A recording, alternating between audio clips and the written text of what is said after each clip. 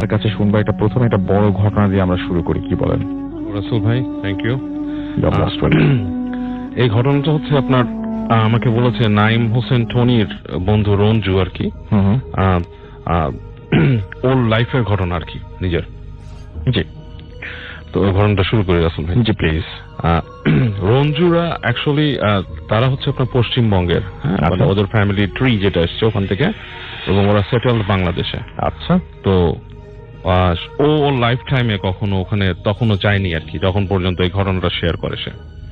তো তখন সে যখন আপনার ইন্টারমিডিয়েট যখন যে পাস করে তখন তার যাওয়ার সুযোগ হয়। তো সে খুব কিউরিয়াস থাকতো, তার ফ্যামিলিকে জিজ্ঞেস করতো যে মানে কেন আমি যেতে পারি না, তোমাদের মধ্যে তো অনেকেই যায়, হ্যাঁ তোমরা যাও ওখানে বেড়াও ঘুরে আসো, আমাকে তোমরা নাও না, এটা খুব একটা অ্যাবনর্মাল জিনিস, আমার বোনও গিয়েছে। তো ওরা বলে যে ফ্যামিলি থেকে ওকে সবসময় বলা হতো যে না, একটু কারণ নাই, তোমার এখন যাওয়ার দরকার নাই, তুমি পড়াশোনা করো, it's time for you to study, এখন যাওয়া। তো ওর কাছে জিনিস একটু রহস্যময় লাগতো, বাট ওকে যেতে দেওয়া হয় কাইন্ড অফ লাইক ও জোর করেই যায় ওর যখন ইন্টারমিডিয়েট পরীক্ষা হয়ে যায়। আচ্ছা। তো ওখানে যাওয়ার পর ওকে দেখে যে ওকে যার কাছে দিয়ে দিয়েছিল সেটা ছিল ওর আপনার একজন জেঠি বলে আর কি, মানে ওর মানে চাচা, বড় চাচার ওয়াইফ তাকে, এবং তাকে ব্যাপক ইনস্ট্রাকশন দেয় রঞ্জুর মা। এটা সে তখন জিনিসটা অ্যাবাউট লাইক কি দেয় ওর তখন সে খেয়াল করতে পারেনি। আচ্ছা আচ্ছা। কোথাও মানে যেতে দেওয়া হবে না বা সামথিং লাইক দ্যাট, যাকে আপনার বাইন্ড করে রাখা। তো ওর কাছে তখন জিনিসটাই লাগে যে হয়তো আমি যাচ্ছি দেশের বাইরে ফার্স্ট, এবং আমার হয়তো ওখানে কিরকম কি আমি তো জানি না, হয়তো আমাকে এই কারণেই রাখা হচ্ছে বা এই ধরনের কোনো কথা বলে দেওয়া হচ্ছে ফ্যামিলির কাছে। তো এটাতে বেশ কনফিউজ থাকে, বাট সে মনে করে যা আমি ওখানে গেলে আমাকে কে পায়, আমি ঘুরবো ফিরবো আনন্দ করবো। তো যেটা হয় যখন ও যায়, যাওয়ার পরে ওদের যে অ্যাকচুয়াল যে বাড়িটা আর কি সেখানে যখন নিয়ে যায়, সেটা হচ্ছে ওর দাদার মানে দাদাদের আর কি পূর্বপুরুষদের যে ভিটা আর কি, বিশাল। তো বলে দেখে যে শোনে যে ওইটা একসময় ওর দাদার পূর্বপুরুষরা জমিদার ছিল এবং তাদের বিশাল পুরানো বাড়ি টাড়ি পড়ে রয়েছে অনেক হেরিটেজ সহ ভেতরে। আচ্ছা। তো ওর কাছে খুব ভালো লাগে। তো ওকে ওখানে বলেই দেয় যে তুমি এখানে আসছো বাবা, তোমার কিছু জিনিস আছে যেটা তুমি নিজের মেইনটেইন করতে হবে, যে তুমি একা একা ঘুরবে না, তোমার যদি ঘুরতে ইচ্ছা হয় তুমি কাউকে সাথে নিয়ে ঘুরবে এবং তোমাকে সে দেখাবে কোথায় নিয়ে যাবে সেই, আর তুমি তো এই বাড়িরই লোক, হ্যাঁ সেই। তো তখন সে বলে যে আমি ঘুরবো না কেন, আমার তো স্বাধীনতা আছে, আমি যখন ঢাকায় ছিলাম আমি এই জায়গায় যেতাম, ওই জায়গায় আমাকে কেউ বাইন্ড করতো না, নিজের মতো থাকতাম। বলে না, এটা তো ঢাকা না, এটা তুমি আরেকটা জায়গায় এসছো এবং এখন তুমি কখনো এর আগে আসো নাই, এবং এটা পুরনো বাড়ি, এখানে অনেক কিছু আছে। তো বলে অনেক কিছু বলতে কিরকম? তো বলে যে এখানে আছে, কুয়াও আছে, লুকানো কুয়া, সুড়ঙ্গ, হ্যাঁ যেখানে তুমি পড়ে গেলে হারাই যেতে পারো। তো বলে যে এরকম জিনিস কি আছে, আনঅ্যাটেন্ডেড থাকে? বলে হ্যাঁ আছে, হয়তো এখন সময়ের জন্য ওই জায়গাগুলো হয়তো ভরাট হয়ে গেছে কোনোভাবে, বা ওটার মানে এন্ট্রান্সের মধ্যে স্ল্যাব ক্ল্যাব দেওয়া ছিল সেগুলো পুরান হয়ে গেছে। প্রিয় লিসেনার, ভয়ের জগতে সকলকে জানাই স্বাগতম। চলে আসলাম ভৌতিক কিছু বাছাই করা ঘটনা নিয়ে। আপনারা যারা প্রতিনিয়ত ভূত এফএম শোনেন অবশ্যই কমেন্ট বক্সে জানিয়ে দেবেন কোথা থেকে শুনতেছেন। ডিয়ার লিসেনার, আশা করি আপনারা অনেক ভালো আছেন। তো আজকে আরো একটা নতুন ইমেল এপিসোড নিয়ে আপনাদের সামনে চলে এসেছি। আজকের এই ইমেল এপিসোডটি অনেক ভয়ঙ্কর হতে চলেছে, তাই আপনাদের কাছে অনুরোধ থাকবে আজকের এই ইমেল এপিসোডটি সম্পূর্ণ শোনার জন্য। আর আজকের এই ইমেল এপিসোডটি পড়ে শোনাবেন RJ রাসেল ভাই। তো দেরি না করে আজকের এই ইমেল এপিসোডটি শুরু করা যাক। তার আগে যারা এখন আমাদের চ্যানেলটি সাবস্ক্রাইব করেননি তারা অবশ্যই আমাদের চ্যানেলটি সাবস্ক্রাইব করে আমাদের পাশে থাকবেন, কারণ আপনাদের জন্য আমরা নতুন ইমেল এপিসোড এবং বাছাইকৃত ইমেল এপিসোড এবং ভয়ানক ইমেল এপিসোডগুলো আপনাদের সামনে উপস্থাপন করে থাকি। তাই আপনাদের কাছে অনুরোধ থাকবে আমাদের চ্যানেল সাবস্ক্রাইব করে আমাদের সাথে থাকার জন্য। তো চলুন একটা ভিডিওতে লাইক দিয়ে সম্পূর্ণ ইমেল এপিসোডটি শোনা যাক। চলুন শুরু করি। প্লাস জমিদার বাড়ি পুরান, এখানে সাপখোপ আছে, এইসব অনেক কিছু বলবো, কিন্তু ওর কাছে যুক্তিটা আসলে সঠিক মনে হয় না, যে আমি একটা গ্রোন ছেলে, আমাকে এইভাবে করে রেস্ট্রিকশন কেন দেবে।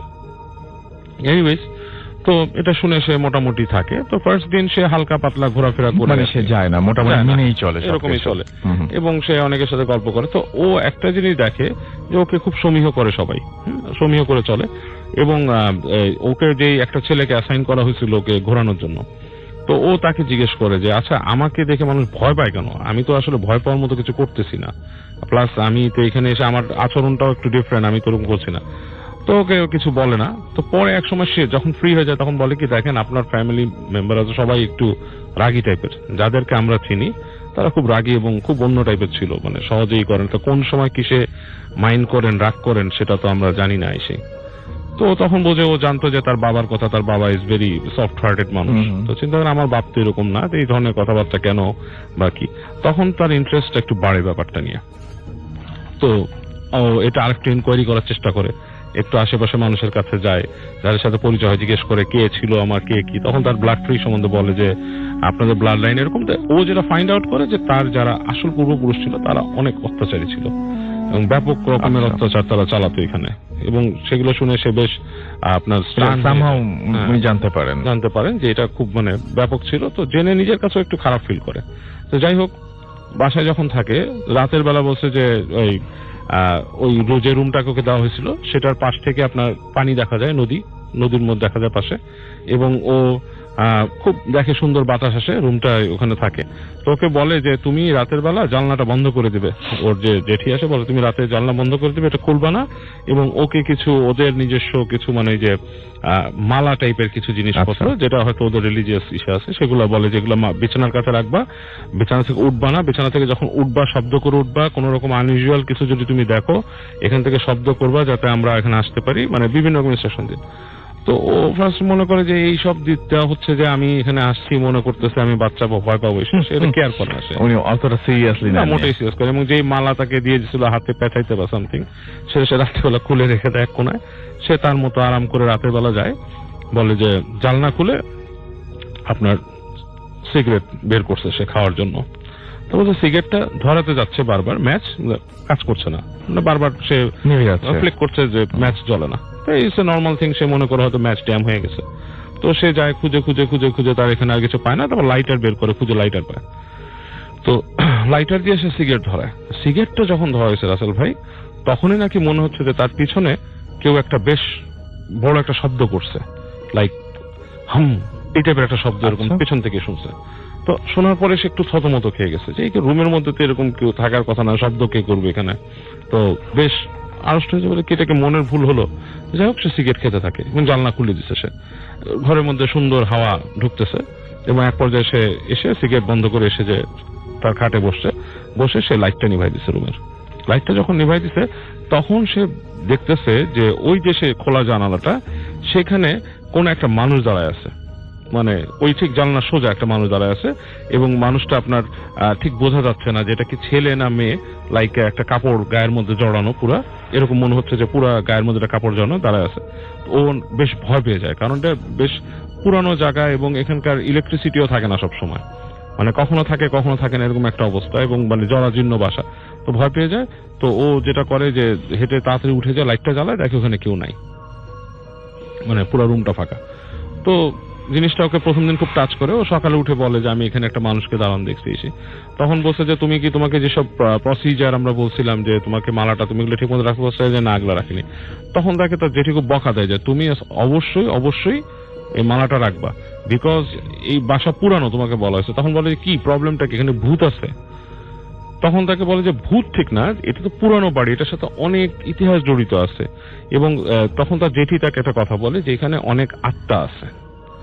আচ্ছা, যে জিনিসগুলো তোমাকে বুঝতে হবে, আত্মা আছে এবং আত্মারা মানে ওদের বিলিভ অনুযায়ী আর কি, অ্যাকর্ডিং টু দেয়ার বিলিভ, বলতেছে এখানে অনেক আত্মা আছে এবং আত্মারা মানে মানুষকে মানে এরকম দেখা দেয় বা সমস্যা করে। তো সে তার জেঠির সাথে পেড়াপিড়ি করে যে আসলে আত্মা দিয়ে ভয় পাওয়ার কি আছে, আত্মা থাকতেই পারে, আত্মা তো অনেক থাকতে পারে, যে কোনো মানুষ মনলেই তো আত্মা হয়, আমি কেন ভয় পাবো এসে। তখন তাকে তার জেঠি বলে যে তোমার পূর্বপুরুষরা অনেক অত্যাচারী ছিল, অনেক মানুষকে এখানে মেরে ফেলছে, অনেক রকম অত্যাচার করছে এবং সেগুলার কিন্তু বাজে এফেক্ট হয়। এবং তুমি মানে ব্যাপারটা মাথায় রাখবা যে তোমাদের ফ্যামিলিতে তোমাকে নিয়েও কিছু কথা ছিল যে এই পরিবারের যে ছেলে হবে তাদের সবাই কিছু সমস্যা হবে। আচ্ছা, এবং তোমার বাবার ব্যাপারে অনেক বেশি রকম ছিল, এই কারণে তিনি যখন নাকি ওই পাশে চলে যায়, ওই বাংলায় মুভ করে যায়, এইসব কারণেই, এবং তার বংশে তুমি এসো, so you better be careful, তোমাকে এর জন্য এখানে আনা হতো না। তো রঞ্জুর ব্যাপারটা শুনে আপনার বেশ শকড হয়, প্লাস সে এটাকে মনে করে আমি তো এটা সিনেমা নাটকের মতো একটা ঘটনা দেখতেছি, একদম এটা তো মানে কিছু মানে ব্যাপারই না। তো সে এটা হাসে, বাট সে ভূতের ভয়টা তার মধ্যে ঢুকে যায় যে ভূত জিনিসটা এখানে থাকতেই পারে, যে জমিদার বাড়ি সম্বন্ধে যে ভীতিগুলো থাকে সাধারণত। তো ও এরপরের থেকে দেখি ও কিছু জিনিস মানে বেশ ভালো মতন আপনার ফিল করা শুরু করে ওই বাসাতে। যে ফিল গুলো হচ্ছে যে হঠাৎ হঠাৎ ওর কানের কাছে কে ফিসফিস করতো, জমিদার বাড়িতে কানের কাছে ফিসফিস করতো, আপনার বডি কল মানে এক ধরনের হুইসপারিং করে চলে যেত। হ্যাঁ, এই জিনিসটা কন্টিনিউয়াসলি হওয়া শুরু করে। তো ও নিজে নিজে ভাবে যে এটা হতে পারে যে আমি আপনার কোনো কিছু হয়তো আমি শুনছি, শোনার পরে আমার মনের মধ্যে এটা ঢুকে গেছে। হ্যাঁ, এর জন্য হয়তো আমি মানে জিনিসটা দেখতেছি। তো একদিন যেটা হয়েছে এই ওই ইন্টারভেন্টিং টাইমে যখন সে থাকছে আর কি, এরকম সময় ওই বাড়ির যে ছাদটা আছে ছাদের পাশে কিছু বড় বড় গাছ ছিল, নারকেল গাছ টাইপের। ঠিক আছে, তো ও উঠছে সন্ধ্যার পরে এবং মানে একটু যখন আলো কমে গেছে এরকম সময়, যে সন্ধ্যার পরে যে ওই নারকেল গাছের কাছে সে ওখানে হাঁটতেছে, দাঁড়াচ্ছে, সিগারেট খাচ্ছে। তো এই সময় সে দেখে যে ওই পাশ থেকে একটা মানে মানুষ আসতেছে, বেশ পুরুষ মানুষ, বেশ সুগঠিত টাইপের, এবং তাকে দেখে একটা ধমক দিছে এবং ধমকটা খেয়ে সে বেহুশ হয়ে যায়। কি ব্যাপারে ধমক দিচ্ছে, মানে কেন? মানে কিছু একটা বলে বেশ রূঢ় স্বরে একটা ধমক দিছে। হ্যাঁ, আচ্ছা। এবং ধমকটা খেয়ে না তার আর কোনো হুঁশ নাই, সে ওখানে ফেইন্ট হয়ে যায়, আপনার বেহুশ হয়ে যায়। এবং পরবর্তীতে তার যখন স্মৃতি ফিরে, মানে যখন সে হুঁশ ফিরে, তখন তাকে ওই বাসার মানুষরা করে জিজ্ঞেস করে কি হয়েছে সে। তো সে বলে যে এরকম আমি ছাদের উপর ছিলাম, এরকম দেখে ধমক দিচ্ছে, এখানে ধমকদার কে আছে। তখন তাদের সবাই মুখ চাওয়াচাই করতেছে আর বলছে যে তোমার এখানে থাকা লাগবে না, তুমি চলে যাও। কারণ এইখানে এই যে ধমকটা যে দিছে এটা ছিল এই বাড়ির একজন কর্তা। হ্যাঁ, এবং তাকে অনেকেই এরকম দেখে আপনার এই বাসার মধ্যে, যে চলাফেরা করে অনেক সময় করে, এবং এটাতে মানুষ ভয় পায়, এই বাড়ির মানুষজন এত ভয় পায়। এরপর থেকে সে খুব অ্যাবনর্মাল কিছু বিহেভিয়ার তার মধ্যে চলে আসে রাসেল ভাই, যে ওই রঞ্জু এই হঠাৎ ভয় পেতে থাকে। হ্যাঁ, মানে এই ধরনের ভয় তার মধ্যে কাজ করে, এবং সে কিছুটা মাঝে মাঝে স্প্লিট পার্সোনালিটিতে চলে যায়, যেটাকে ওরা মনে করে যে এটা আপনার পার্সোনালিটি কলাপস করে, তার ডিফারেন্ট টাইপের পার্সোনালিটি তার মধ্যে চলে আসে, এবং সে কথাবার্তা বলে অনেক সময় ওই মানে ডিফারেন্ট টাইপের টোনে। এবং সে ঢাকায় চলে আসছে, এখন পর্যন্ত নাকি তার মধ্যে এই ধরনের চেঞ্জিং কিছু আছে, এখন পর্যন্ত তার মধ্যে আছে, যে সে বিভিন্ন সময় এরকম মানে তার মধ্যে চেঞ্জিং চলে আসে। এটা নিয়ে ওকে দেখানোর চেষ্টা করছে ওদের বিলিভ অনুযায়ী কিছু মানুষকে, যারা এটা করতে পারে। তো তাদের মধ্যে থেকে বলা হচ্ছে যে তার পূর্বপুরুষের কোনো একটা মানে আত্মা ক্যারি করে সে নিয়ে আসছে ভেতরে, আর কিছু পূর্বপুরুষের আত্মা সে ক্যারি করে নিয়ে আসছে এবং তাকে তার উপরে সেটা মাঝে মাঝে ভর করে। ঠিক আছে, এবং ইসে বলছে কিছু আপনার মৌলানা টাইপের যারা মানে মুসলিম বিশ্বাসে, তারা বলছে যে তার উপর কোনো জিন ভর করছে। সো এটাই হচ্ছে ঘটনা রাসেল ভাই রঞ্জুর, এবং বাট মানে এখনো সে কিন্তু এইরকম পজিশনেই আছে আর কি, এখন পর্যন্ত সে আছে। সে হঠাৎ মানে তার মধ্যে এরকম চেঞ্জ এসে পড়ে। আচ্ছা, এইটা তার মানে এটা থেকে তার মুক্তি পাওয়ার কোনো উপায় সে মানে এখন হয়তো সে ওইভাবে সিক করে নাই, অনেকে তো অনেকভাবে সিক করে, অনেকে যেমন আমি অনেক মানুষকে দেখেছি পজেসড যারা, তারা কিন্তু অনেকেই দেখা গেছে যে প্রপার একটা চ্যানেলে যে কারো মাধ্যমে সেটাকে গেট রিড অফ করছে। আবার আমি আমার অনেক বন্ধুকে চিনি যা পজেসড ছিল, এখনো হাতের মধ্যে তাবিজ পরে থাকে স্টিল, মানে হয়তো he was possessed when he was young, teen age সময়, এখনো সে হাতে তাবিজ পরে থাকে। এই 10-15 বছর ধরে তার হাতে তাবিজ আছে। মানে আমার এক বন্ধু বলতো যে তার তাবিজটা একটু ক্ষয় হয়ে গেলেই সে বিভিন্ন রকম জিনিস দেখতে পায়। তাবিজের যে মোমটা ক্ষয় হয়ে যখন ভেতরের ইটা বের হয়ে আসে তখনই সে বিভিন্ন জিনিস দেখতে পায়। তো এটা তো বিভিন্ন মানুষের বিভিন্ন রকমের আছে। হ্যালো রাসেল ভাই, আমি শাহ মোহাম্মদ কাউসার, সাউথ কোরিয়া থেকে। রাসেল ভাই, আমি যে ঘটনাটা আপনাকে বলবো এটা আমার নিজের সাথে ঘটে যাওয়া একটা ঘটনা। তো আমি যখন 2013-এ কোরিয়াতে আসি, আসার পরে কোনো একটা কারণে আমার প্রথম যে কোম্পানি আমাদের দেশ থেকে নিয়ে আসে, ওখানে একটা সমস্যার কারণে আমি কোম্পানিটা চেঞ্জ করার পরে আমার সাথে বরিশালে বড় ভাই ছিল, তো বললো যে স্যার কেমনে কি করা যায়, চলো আমরা দুই ভাই মিলে ভালো একটা কোম্পানিতে ঢুকে যাই। আচ্ছা বললাম। তো সিউলের কাছ থেকে, সিউল থেকে প্রায় আপনার ধরেন ওটা একটু বাইরে সাইডে মানে গ্রাম সাইডে একটা কোম্পানিতে মানে আমাদের মেসেজ আসে, তো আমরা দুজন এখানে যাই। যাওয়ার পরে কোম্পানির কাজ বা সবকিছু আমাদের মোটামুটি পছন্দ, এবং যে থাকার যে মানে আমাদের ফ্ল্যাটটা দেয়, তো ওইটা আর কি ভালো লাগে। মানে কোরিয়াতে আসলে আমরা যারা আছি হয়তো কাজের পরিবেশ, কিন্তু থাকাটা একটু সমস্যা, সবার ক্ষেত্রে থাকাটা একটু সমস্যা। অনেক সময় দেখা যায় আপনার এক রুমে 3-4 করে শেয়ার করে থাকা লাগে, তো এখানে আপনার সমস্যা হয়। তো এখানে যে আমাদের যে ফ্ল্যাটটা দেয়, ফ্ল্যাটটাতে আপনার ধরেন আমরা 2 জন ছিলাম, তো ফ্ল্যাটটাতে 4টা রুম ছিল, মানে অকল্পনীয়, এত সুন্দর একটা ফ্ল্যাট মানে প্রথমে তো থ হয়ে যায়। কাছে গেলাম তো কিন্তু সবচেয়ে যে সমস্যা যেটা ছিল আমাদের যে ফ্ল্যাটটা ছিল অর্ধেক গ্রাউন্ড এবং অর্ধেক উপরে মানে নিচতলায়, মানে ওটা গ্রাউন্ডের মধ্যে ছিল, অর্ধেক গ্রাউন্ডের মধ্যে ছিল। কাছে গেল তো শুরু করলাম কাজকর্ম।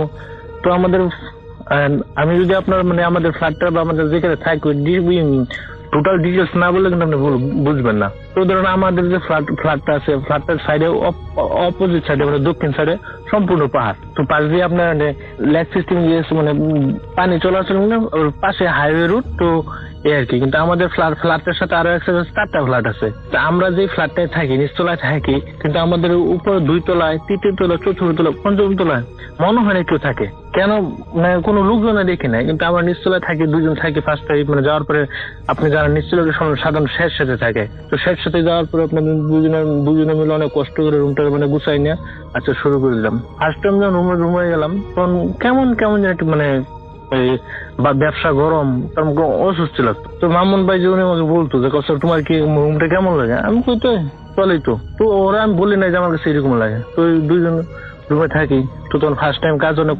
কঠিন ছিল। তো কাজ করার পর সব খুব ক্লান্ত হয়ে যেত, ঘুমাইতাম। কোনো কারণে আমি কিন্তু নাক ডাকি না, কিন্তু মানে আমি এত নাক ডাকতাম। মামুনের বলতে কষ্ট কি ব্যাপার, তুমি তো নাক ডাকো। তো যখন আমি বললাম আসলে কি নাক ডাকি, হ্যাঁ তোমার নাক ডাকবো, সমস্যা। আচ্ছা তখন আমি বললাম ঠিক আছে, তাহলে তুমি এই রুম থেকে কেমন রুমে চলে যাই। তো ওই রুমে কেমন রুমে চলে এলাম। তো চলে যাওয়ার পর মামুন বলেছে রাতে তো ভয় পাই। আমি তো ভয় পাই মানে, আমি থাকলে তোমার সমস্যা, আমি নাক ডাকি সমস্যা, আর তোমার রাতে ভয় পাও মানে, হ্যাঁ আমি ভয় পাই। আমি কিন্তু সমস্যা দিয়ে ওঠে তোমার, হয়তো আমার সাথে থাকতে হলে তোমার নাক ডাকার ওই যে সমস্যাটা তোমার সহ্য করতে হতো, কারণ আমি হঠাৎ করে নাক ডেকে আমি বুঝতেছি না। তো এই কিছুদিন চলার পরে মামুন বলে যে আমি কাজ করবো না, আমি চলে যাবো মানে। তো কি করলো কোনো কারণে চলে গেলো। চলে যাওয়ার পরে আমি কিন্তু একা হয়ে গেলাম। যে জায়গায় ছিল ওইখানে কিন্তু কোনো বাঙালি বা কারোর সাথে কোনো দেখার কোনো স্কোপই নেই, টোটালি ওভারঅল একা। এবং আশেপাশে তো কোনো অন্যান্য দেশের লোক ছিল কেউ না। তা আমরা কোম্পানিতে একাই ফরেনার ছিলাম, আর সবাই কোরিয়ান ছিল। তো এখন কেমনে চিন্তা করলাম থাকা লাগবে, কারণ আমার যে অপশন মানে এখানে সিস্টেম হলো আপনার কোরিয়াতে 3 বার চাকরি চেঞ্জ করা, কিন্তু এর আগে আমার চাকরি চেঞ্জ করা ঠিক আছে, আমার অপশন লাস্ট অপশন। এই অপশন আমি আরেকটা কোম্পানি চেঞ্জ করে দেবো না, আরেকটা কোম্পানি গেলে ওটা আমি শেষ কোম্পানি। ওইখানে যদি আমার মালিকে কোনো কিছু করে বা মালিকের ভিতরে কোনো অ্যাকশন দিতে পারবো না, কারণ তোমার ক্ষমতা আমার হাতে নেই, কারণ আমার কোনো উইকেট নেই, লাস্ট উইকেট, ওইটা আমার লাস্ট উইকেট। তো এই সময় আমার থেকে যাওয়া লাগে, তো থেকে গেলাম। এখানে আরেকটা ঘটনা আসলে মিস করছি, যখন আমরা 2 জন একসাথে ছিলাম তখন ওই আমাদের এখানে গ্যাসটা ছিল। গ্যাসটা আসার পরে কিন্তু মামুন ভাই বিয়ে করে না, আমি বিয়ে করি না। তো আমার তো আমি ফোনে কথা হয় না, কিন্তু যে আসছিল ও বিয়ে করে না, ঠিক আছে, বিয়ে করার মতো গার্লফ্রেন্ড ছিল। তো ওর সাথে ফোনে কথা বলতো, তো বললো যে তোমাদের 2 রুমে থাকো, তো আমি কথা বলবো, সমস্যা তোমাদের, পাশের রুমে শুই। তো যে পাশের রুমে শুইছে, আচ্ছা ভালো করে রাত যখন প্রায় 2টা বা 2:30 এরকম হয়, হঠাৎ করে দেখি আমার রুমের আচমকা দরজা ধাক্কা মারে কে যেন ঢুকলো। তাই উঠে কিসে কে আমি মানে তোর কাছে সমস্যা, কি সমস্যা? আমি 12টার পর থেকে দেখতেছি ওখানে মানে ঘুমানোর চেষ্টা বা ফোনে কথা বলতেছি কিনা পারতেছি না, আমি লাস্টে সহ্য না করতে চলে আসছি। মানে কি হয়েছে, যখন আমি ফোনে কথা বলতেছি দেখি কে যেন পায়ের কাছে। আমি কেমন দেখছো, মনে করি আমার পায়ের কাছে, আমার পায়ের কাছে যাই তখন যেমন কি আমার ডান পায়ে সরে যাইতেছে, এরকম মানে চতুর্দিকে রাউন্ড করতেছে। এক পর্যায়ে আমি আর সহ্য করছি না, পরে আমি এখানে চলে আসি। আমি পরে হাসি ওরাই দিচ্ছে, পাগল কি বলবে আছি তুমি আমার পাশে শো। তো আমার পাশে তখন শুয়ে রয়েছে। আচ্ছা এই কাহিনী গুলো তো সবাই চলে যাওয়ার পরে তো হঠাৎ মাঝে মাঝে আমার রাত্রে যখন থাকতাম, তো রাত্রে আমি একটা স্বপ্ন দেখতাম, প্রায় স্বপ্ন দেখতাম, মাঝে মাঝে দেখতাম কোরিয়ান একটা বাচ্চা, পিছিয়ে বাচ্চা এবং কোরিয়ান একটা মহিলা। তখন বলতো যে এগুলো আমার চেয়ার, এগুলো আমার টেবিল, এগুলো তুই ইউজ করিস কেন, তুই এগুলো ইউজ করতে পারবি না, তুই আর এখানে থাকাস, এটা আমাদের বাসা, তুই এখানে কে। মানে ওদের বাসায় আমাকে বলা, মানে কোরিয়ান বাসায় আমাকে মাঝে মাঝে স্বপ্ন গুলো আমি দেখি। তো ওইগুলো আমি তখন তথাটি কেয়ার করুন না, হইতেই পারে।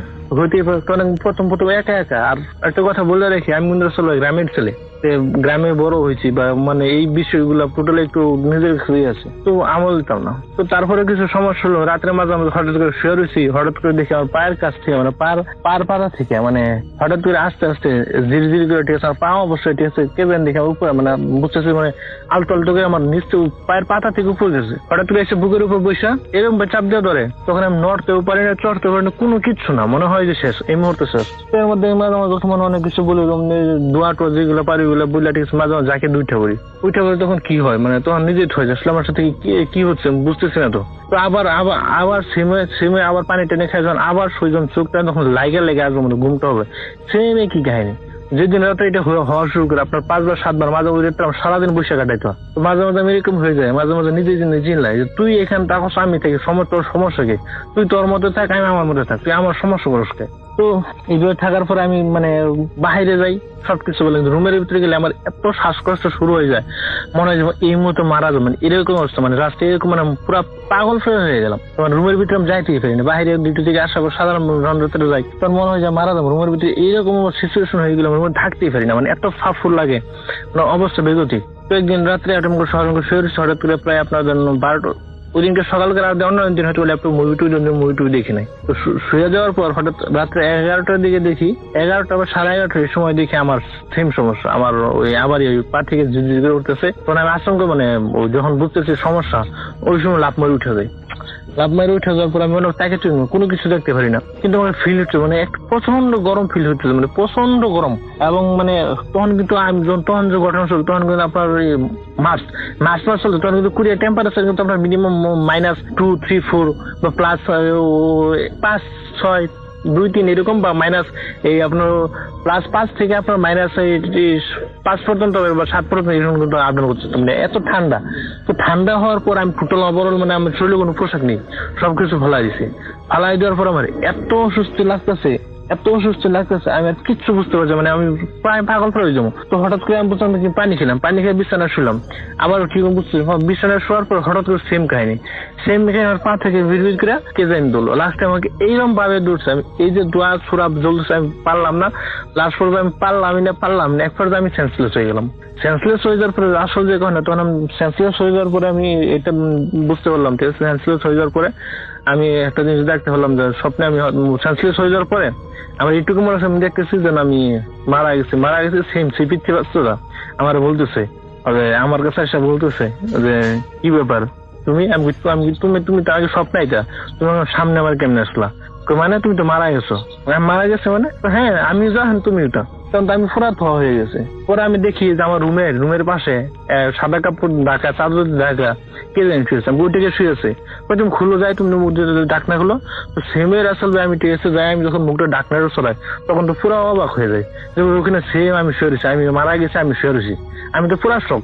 আমি হ্যাঁ তুমি মারা গেছো। তখন দেখি এই মুহূর্তে আমার রুমের দরজা খুলে, ঠিক আছে আমার দুপুরের মালিক ছিল, যার কাজ করে সবাই এসে মিটিং করছে। বাংলাদেশ এম্বাসির লোক আসলে মারা গেল, ওর লাস্টে দেশে পাঠান দিয়েছেন কেমনে কি। পরে আমার মালিক বলতেছে কাজটা আসলে অনেক ভালো ছিল, অনেক ভালো কাজ ছিল। তখন এগুলো শুনতে আমি পড়াশোনা, তখন আমি ওদেরকে যাই বলি যে না, আমি তো মরি নাই, আমি কেন মরবো? আমি একটা স্বপ্ন নিয়ে করিয়াতে আসছি। তো আমার বয়সে কত হয়েছে? মাত্র 26 বছর। আমি মরতে পারি না, আমি তো বাবা মার একা সন্তান। আমি মারা গেলাম, বাবা মার কি হবে? বাবা মা তো মারা যাবো, আমি তো একাই, আমার তো কেউ নাই। আর আমার বাবা মা আমাকে এত বেশি ভালোবাসে, আমি যদি মারা যাবো বাবা মা বাঁচতে পারবো না, তো ওরা তো মারা যাবো। কেন আমি তো মরবো না? আমি কি পেয়েছি আমার লাইফে? তুমি কিচ্ছু পাই না, তো আমি কেন মারা যাবো? মরিনি তো। তো আমি এই যে কথা হলো, তখন পিছিয়ে হাসতেছে। আমি তুমি হাসছো কেন? কয় বলো তুমি তুমি ওদেরকে সবাইকে দেখবে, তুমি সবকিছু শুনবে, কিন্তু তোমার আমার কথা কেউ শুনবো না। আমি মানে হ্যাঁ, তুমি তো মারা গেছো, তোমায় কেউ শুনবো না। না, আমি তো মারা যাই না, আমি মারা যেতে পারি না। আমি কেন মারা যাবো? আমি আমার লাইফে কি পাইছি? কিচ্ছু পাই নাই। আমি স্বপ্ন নিয়ে আসছি গুড়িয়াতে। আমি আমার পড়াশোনা আমি বিবিএ কমপ্লিট করার পর চলে আসছি, ঠিক আছে। আমি এমবিএ করি না, আমি একটা লাইফে একটা স্বপ্ন নিয়ে, সোনালি একটা স্বপ্ন নিয়ে, বাবা মায়ের আত্মীয় সবার আমি কুড়িয়ে যাচ্ছি। আমি তো মরতে পারি না, আমার মরার বয়স হয় নাই, তো কেন মরি নাই। তো এইগুলো তখন ও হাসতেছে, ও মানে একটা ভয়ানক একটা হাসতেছে, পিচ্ছি ছেলেটা তো ভয়ানক ভাবে হাসতেছে, আমার চতুর্দিকে হাসতেছে, শুধু হাসতেছে। তো আমি পুরা মানে আমি কি করলাম কিচ্ছু বুঝছেন। তখন সবাই দেখলাম আমাকে নিয়ে ওখানে চলে যেতেছে। তখন বললাম যে না, আমার কোথায় নিয়ে যেতেছে, আমি তো মরি নাই, আমাকে কেন নিয়ে যাবে? কেন, কোথায় নিয়ে যাও? তো এইগুলো কথা বলতে মানে পুরো আমি হঠাৎ করে ওইখান থেকে আমি তখন এই কথা নিয়ে যাবে, তখন এই মুহূর্তে হঠাৎ করে আমার ঘুম ভেঙে যায়। তখন ঘুম ভাঙার পর আমি চাই দিই আমার সমস্ত শরীরে ভিজে, মানে গামে ভিজে, আমার মানে ওই কি বলবো রাস্তা দুটো ওভারঅল পানি শরীরে যদি করে আমার এক প্রচুর পরিমাণ শক্তির টাউনে অনেক কষ্ট করে আমি শোয়া থেকে বললাম আমার সমস্ত শরীরটা ব্যথা হয়ে গেছে, সমস্ত শরীরটা ব্যথা হয়ে গেছে। আমি অনেক কষ্ট করে আসলে বিছানা থেকে উঠলাম। বিছানা থেকে উঠেছে, আমি পানির পানিটা খাবো, বোতলের যে মানে সিপিটা সেটা খুলবো, ওই হাতে আমার ওই পরিমাণ শক্তিটাও নাই। অনেক কষ্ট করার পরে আমি পানি খাওয়ার পর পানি খাওয়ার শরীর থেকে ঘাম পড়তেছে। ওইখানে বইতে আমি ভাবলাম যে আমি কি আসলে কি মারা গেছিলাম না কি, বা আমি কি হলো। তখন আমি চিন্তা করলাম যে আসলে আমি যাই গেছি, আমি যদি সকাল পর্যন্ত বেঁচে যাই আমি আর কিছু না, আমি এখনই দেশে যাবো। তারপরে আসলে সকালে আমি হসপিটালে গেলাম যে আমার কোনো অন্য কোনো সমস্যা, হসপিটাল যাওয়ার বিভিন্ন চেক আপ করলাম, আমার শারীরিকভাবে কোনো সমস্যা নেই, কোনো সমস্যা নেই। তখন ওইখান থেকে আমি টিকিট করে দেশে চলে যাই। মালিককে শুধু বলে আমি চলে গেলাম, তো মালিক অনেক ভালো ছিল, তো সমস্যা কি, আমি বললাম না আমি চলে গেলাম। তুমি দেশে যাওয়ার পর বাড়িতে যাওয়ার পরে আমি কারো বলি নাই। তো বাড়িতে যাওয়ার পর সবাই তো তুই হঠাৎ করে আসছস, তো সবাই অবাক হয়ে গেছে। অবাক হয়ে যাওয়ার পর আমার দেখে আমার দাদু ছিল, আমার দাদু বলতেছে যে তুই হঠাৎ করে, আমি কেমন চলে আসছি। তুই না বললে এখন বুঝতে পারছি। তুই কাউসার ঠিক আছে, তুই থাকার কারণে তুই একমাত্র আজকে জীবিত ফিরে আসতে পারছ। তুই সারা যদি অন্য কেউ থাকতো কারো পক্ষে ওইখান থেকে ফিরে আসা সম্ভব ছিল না। একমাত্র তুই ছিলি বিদায়, ঠিক আছে, তোর বাবা মা বা সবার তোর কাছে এরকম কোনো শক্তি ছিল যার কারণে তুই দ্বিতীয়বার ফিরে আইছো, ঠিক আছে। তো আমি হয়ে গেলাম, মানে কি তুই বললো তোর এই হয়েছে না। আমি কইছি হ্যাঁ। আপনি জানেন কেমনে আমি কেন চলে আইছি? হ্যাঁ আমি জানি। তো আমি তো পুরো অবাক হয়ে গেলাম, দাদু জানে কেমনে? তুই এই আর কি, তখন পুরো আমি শখ করে বললো একমাত্র তুই কারণে, ঠিক আছে, তোর তো খাইয়ে ফেলাইছিল। এমনি বললো তুই তোর তো শেষই করে ফেলাইছো, একমাত্র তোর কোন আল্লাহর কোন রহমতে বা আপনার কোন দোয়ার কারণে তুই ফিরে আইছো। তো পরে আসলে আমি ছিলাম দেশে প্রায় 2 মাসের মতন ছিলাম। পরবর্তী আমি আবার কোরিয়াতে আসলাম, আসার পরে আবার ওই কম্বাইন্ডে তখন আবার রিজাইন দিয়ে চলে গেলাম। তো ওইখানে রিজাইন দেওয়ার আগে আমি আবার এক রাত ছিলাম, কিন্তু যখন রুমের ভিতরে গেছে তখন সেম কাহিনী। তখন রাত্রে আর ওইখানে থাকিনি আমি।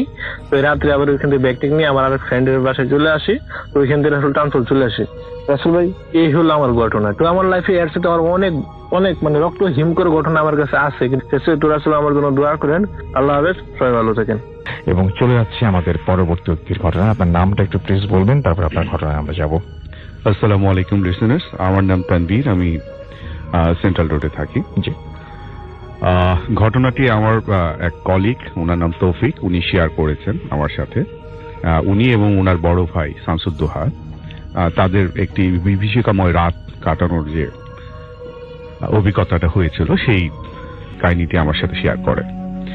1993 সাল ডিসেম্বর ঠিক মাঝামাঝি সময়, স্থান হচ্ছে নেত্রকোনায়।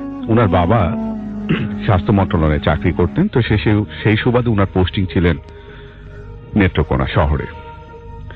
তো ওনার বড় বোনের বেবি হবে, সেই কারণেই ওনার বড় বোন ওখানে যায় এবং ওনারা সবাই সমবেত হয় সেখানে। তো অ্যাকচুয়ালি ওনাদের মূল বাসা হচ্ছে ঢাকাতে, ওনার বাবা ওখানে থাকতেন, মাঝে মাঝে ওনার মা গিয়ে থাকতেন।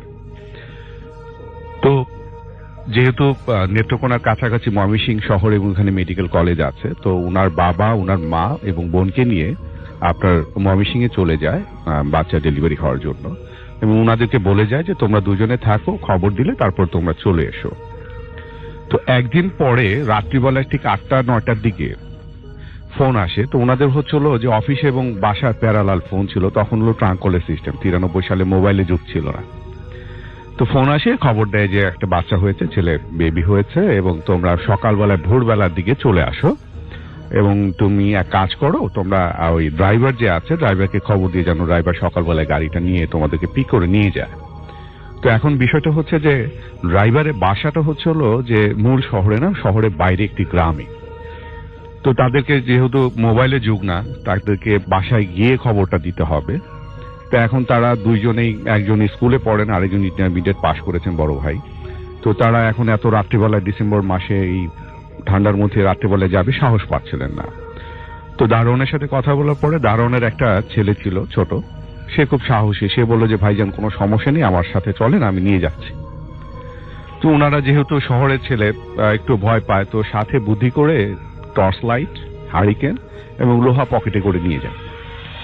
তো নেত্রকোনা ওনাদের বাসাটা যেটা ছিল 4তলা একটা বিল্ডিং, নিচতলায় হচ্ছিল ভাড়াটিয়া থাকে, দোতলায় হচ্ছিল আপনার একটা অফিস ভাড়া, এবং 3তলায় ওনারা থাকে, 4তলায় আবার ভাড়াটিয়া আছে, এবং চারপাশে হচ্ছে পুকুর দ্বারা বেষ্টিত, এবং একটা পাশে হচ্ছিল পুকুরের পাশে একটা মাদ্রাসা আছে, এবং তার পাশে একটা গ্রেভইয়ার্ড।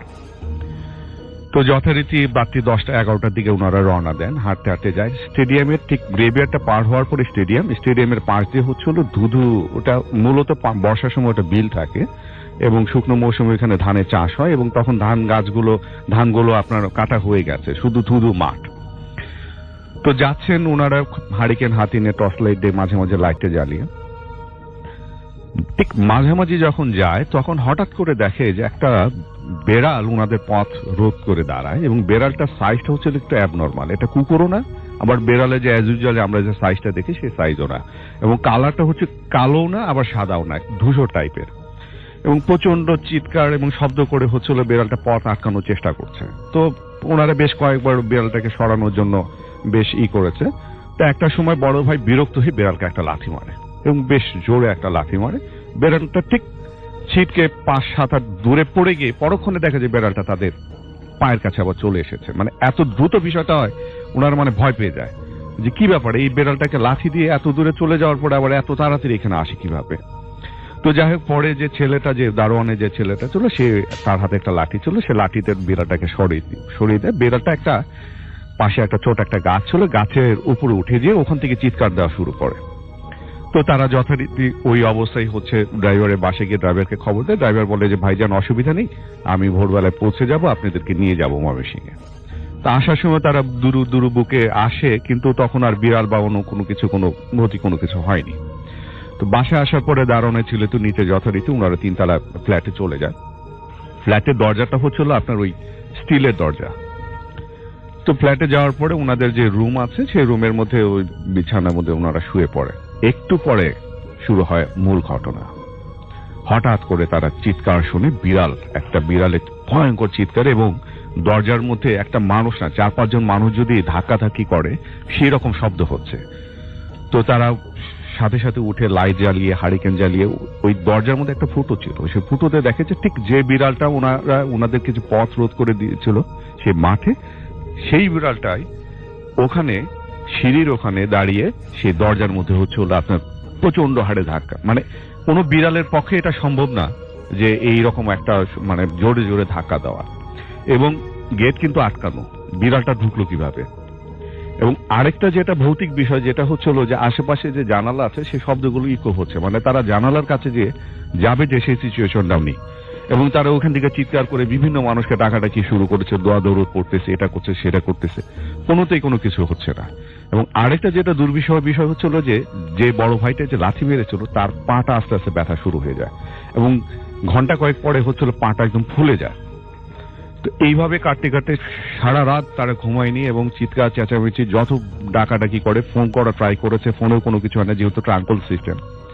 তো ঠিক যখন পাশে যেহেতু মাদ্রাসা আছে, আজানটা যখন দেয়, আজানটা দেওয়ার পরে দেখে যে বিড়ালের শব্দটা নেই, তখন নিচ থেকে রেসপন্স আসে যে ভাইজান কি হয়েছে।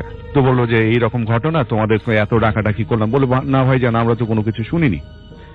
তো যাই হোক, সকালবেলা ড্রাইভার আসার পরে তারা ময়মনসিংহে চলে যায়। ওই দিন ময়মনসিংহে যখন যাওয়ার পরে হচ্ছিল যে বড় ভাইয়ের অবস্থা খুব খারাপ হয়ে যায়, এবং তার পাটা এত ফুলে যায়, ওখানে ডাক্তার যেহেতু স্বাস্থ্য মন্ত্রণালয়ে চাকরি করেন, ডাক্তার সবাই পরিচিত, ডাক্তার এক্স রে করেছেন, সব টেস্ট করে এবং হসপিটালাইজ হয়েছেন, কোনো কিছু হচ্ছে না, ব্যথাও কমে না, ফোলাও কমে না।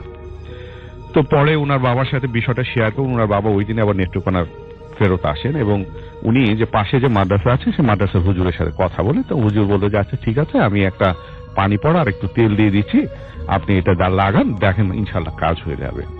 তো উনি ময়মনসিংহে ওই দিন রাত্রেবেলায় ব্যাক করে, এবং যখন ওই তেল পড়া এবং পানি করা হয়, ওনার অবস্থা অনেক ডেভেলপ হয়, এবং তারপরের দিন সকালবেলা নেত্রকোনা আবার চলে আসার পরে বড় ভাইয়ের আচরণে কিছু অসামঞ্জস্যতা দেখা দেয়, এবং এই বিষয় নিয়ে যখন মাদ্রাসার হুজুরের সাথে কথা বলে, এবং হুজুর পরে ওনাদের বাসায় আসার পরে দেখেন যে ওনার যে পরিস্থিতি দেখে উনি বললেন যে আসলে যেটা হয়েছে যে ও পজেসড হয়েছে জিন দ্বারা। এবং ঘটনাটা হয়েছে যে যেহেতু ওইখানে আশেপাশে লোকজনের পোলাপানদের সাথে ওদের পরিচয় হওয়ার কারণে সে যেটা আপনার হচ্ছিল যে ওই বাইরে ঘুরতো। তো হুজুর যেটা ওই এক্সোসিজম যখন করেন তখন ওর মুখ থেকে যেটা ঘটনা যে জিন দ্বারা সে পজেসড হয়েছিল, সেই জিনের বাড়ি হচ্ছে দুর্গাপুর, যেটা হচ্ছে ইন্ডিয়ান বর্ডারের কাছে, সে একটা তার মানে সনাতন ধর্মীয় অবলম্বী জিনটা। তো সে বলে যে তুমি একে ধরেছো কেন?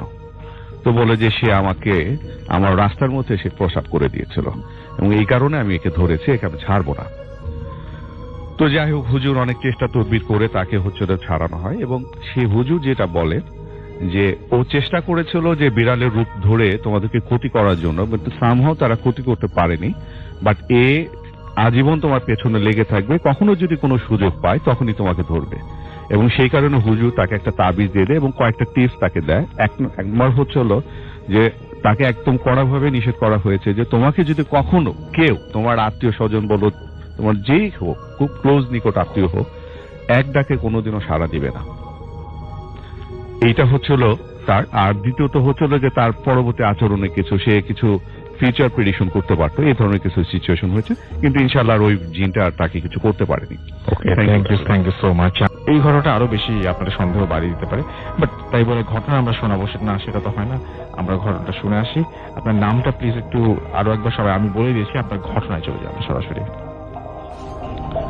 আরেকবার। ধন্যবাদ। আজকে আমি যে ঘটনাটি শেয়ার করব, এটা আমি এই যে রমজান মাস গেল তখন আমি যশোরে গিয়েছিলাম ক্লাস নেওয়ার জন্য। আমি যেখানে মানে শিক্ষকতা করি, আমাদের ব্রাঞ্চ আছে যশোরে। তো যশোরে আমার বাবা একটা ঠিকানা দেন আমাদের একটা দুঃসম্পর্কের আত্মীয়কে খুঁজে বের করার জন্য। জি। তো আমি যশোর শহরে আমি মোটামুটি নতুনই বলা যায়, আমি খুব মানে আগে ওইভাবে যাই নাই। আমি একটা রিক্সা চিন্তা করছিলাম, একটা প্রবীণ রিক্সাওয়ালাকে যদি জিজ্ঞেস করি বা একটা লোকেশন দিয়ে ওইভাবে আমাকে হয়তো নিয়ে যেতে পারবেন। তো আমি বেশ একটু বয়স্ক একজন রিক্সাওয়ালাকে ঠিক করলাম, ওনাকে বললাম, উনি বললো হ্যাঁ নিয়ে যেতে পারবো। তো আমি রিক্সা ওঠার পরে যখন রিক্সা চলছিল তখন আমার কাছে খুব খারাপ লাগলো যে অনেক বয়স্ক রিক্সাওয়ালা। তো আমি ওনাকে জিজ্ঞেস করলাম যে চাচা, আপনি যে এত বয়স হয়ে গেছে রিক্সা চালান, তো আপনার কি পরিবারে কেউ আছে? বললো হ্যাঁ আমার পরিবারে সবাই আছে, আমি রিক্সা চালাই একটা অন্য কারণে। তো আমি তাকে বললাম যে কারণটা কি আমাকে বলতে পারবেন? বললো হ্যাঁ এটা বলা যাবে। তো তখন উনি আমাকে ওনার ওই ঘটনাটা শেয়ার করেন আর কি, যেটা আমি এখন আপনাদেরকে বলবো। তো উনি আমাকে যে ঘটনাটা যেভাবে বলেন, সেটা ঘটনাটা ছিল স্বাধীনতার আগে, আমাদের দেশ মানে বাংলাদেশ স্বাধীনতার আগে। তো উনি খুবই একটা মানে খারাপ একটা প্রফেশনের সাথে জড়িত ছিলেন উনি, এবং ওনার একজন ওস্তাদ ছিলেন।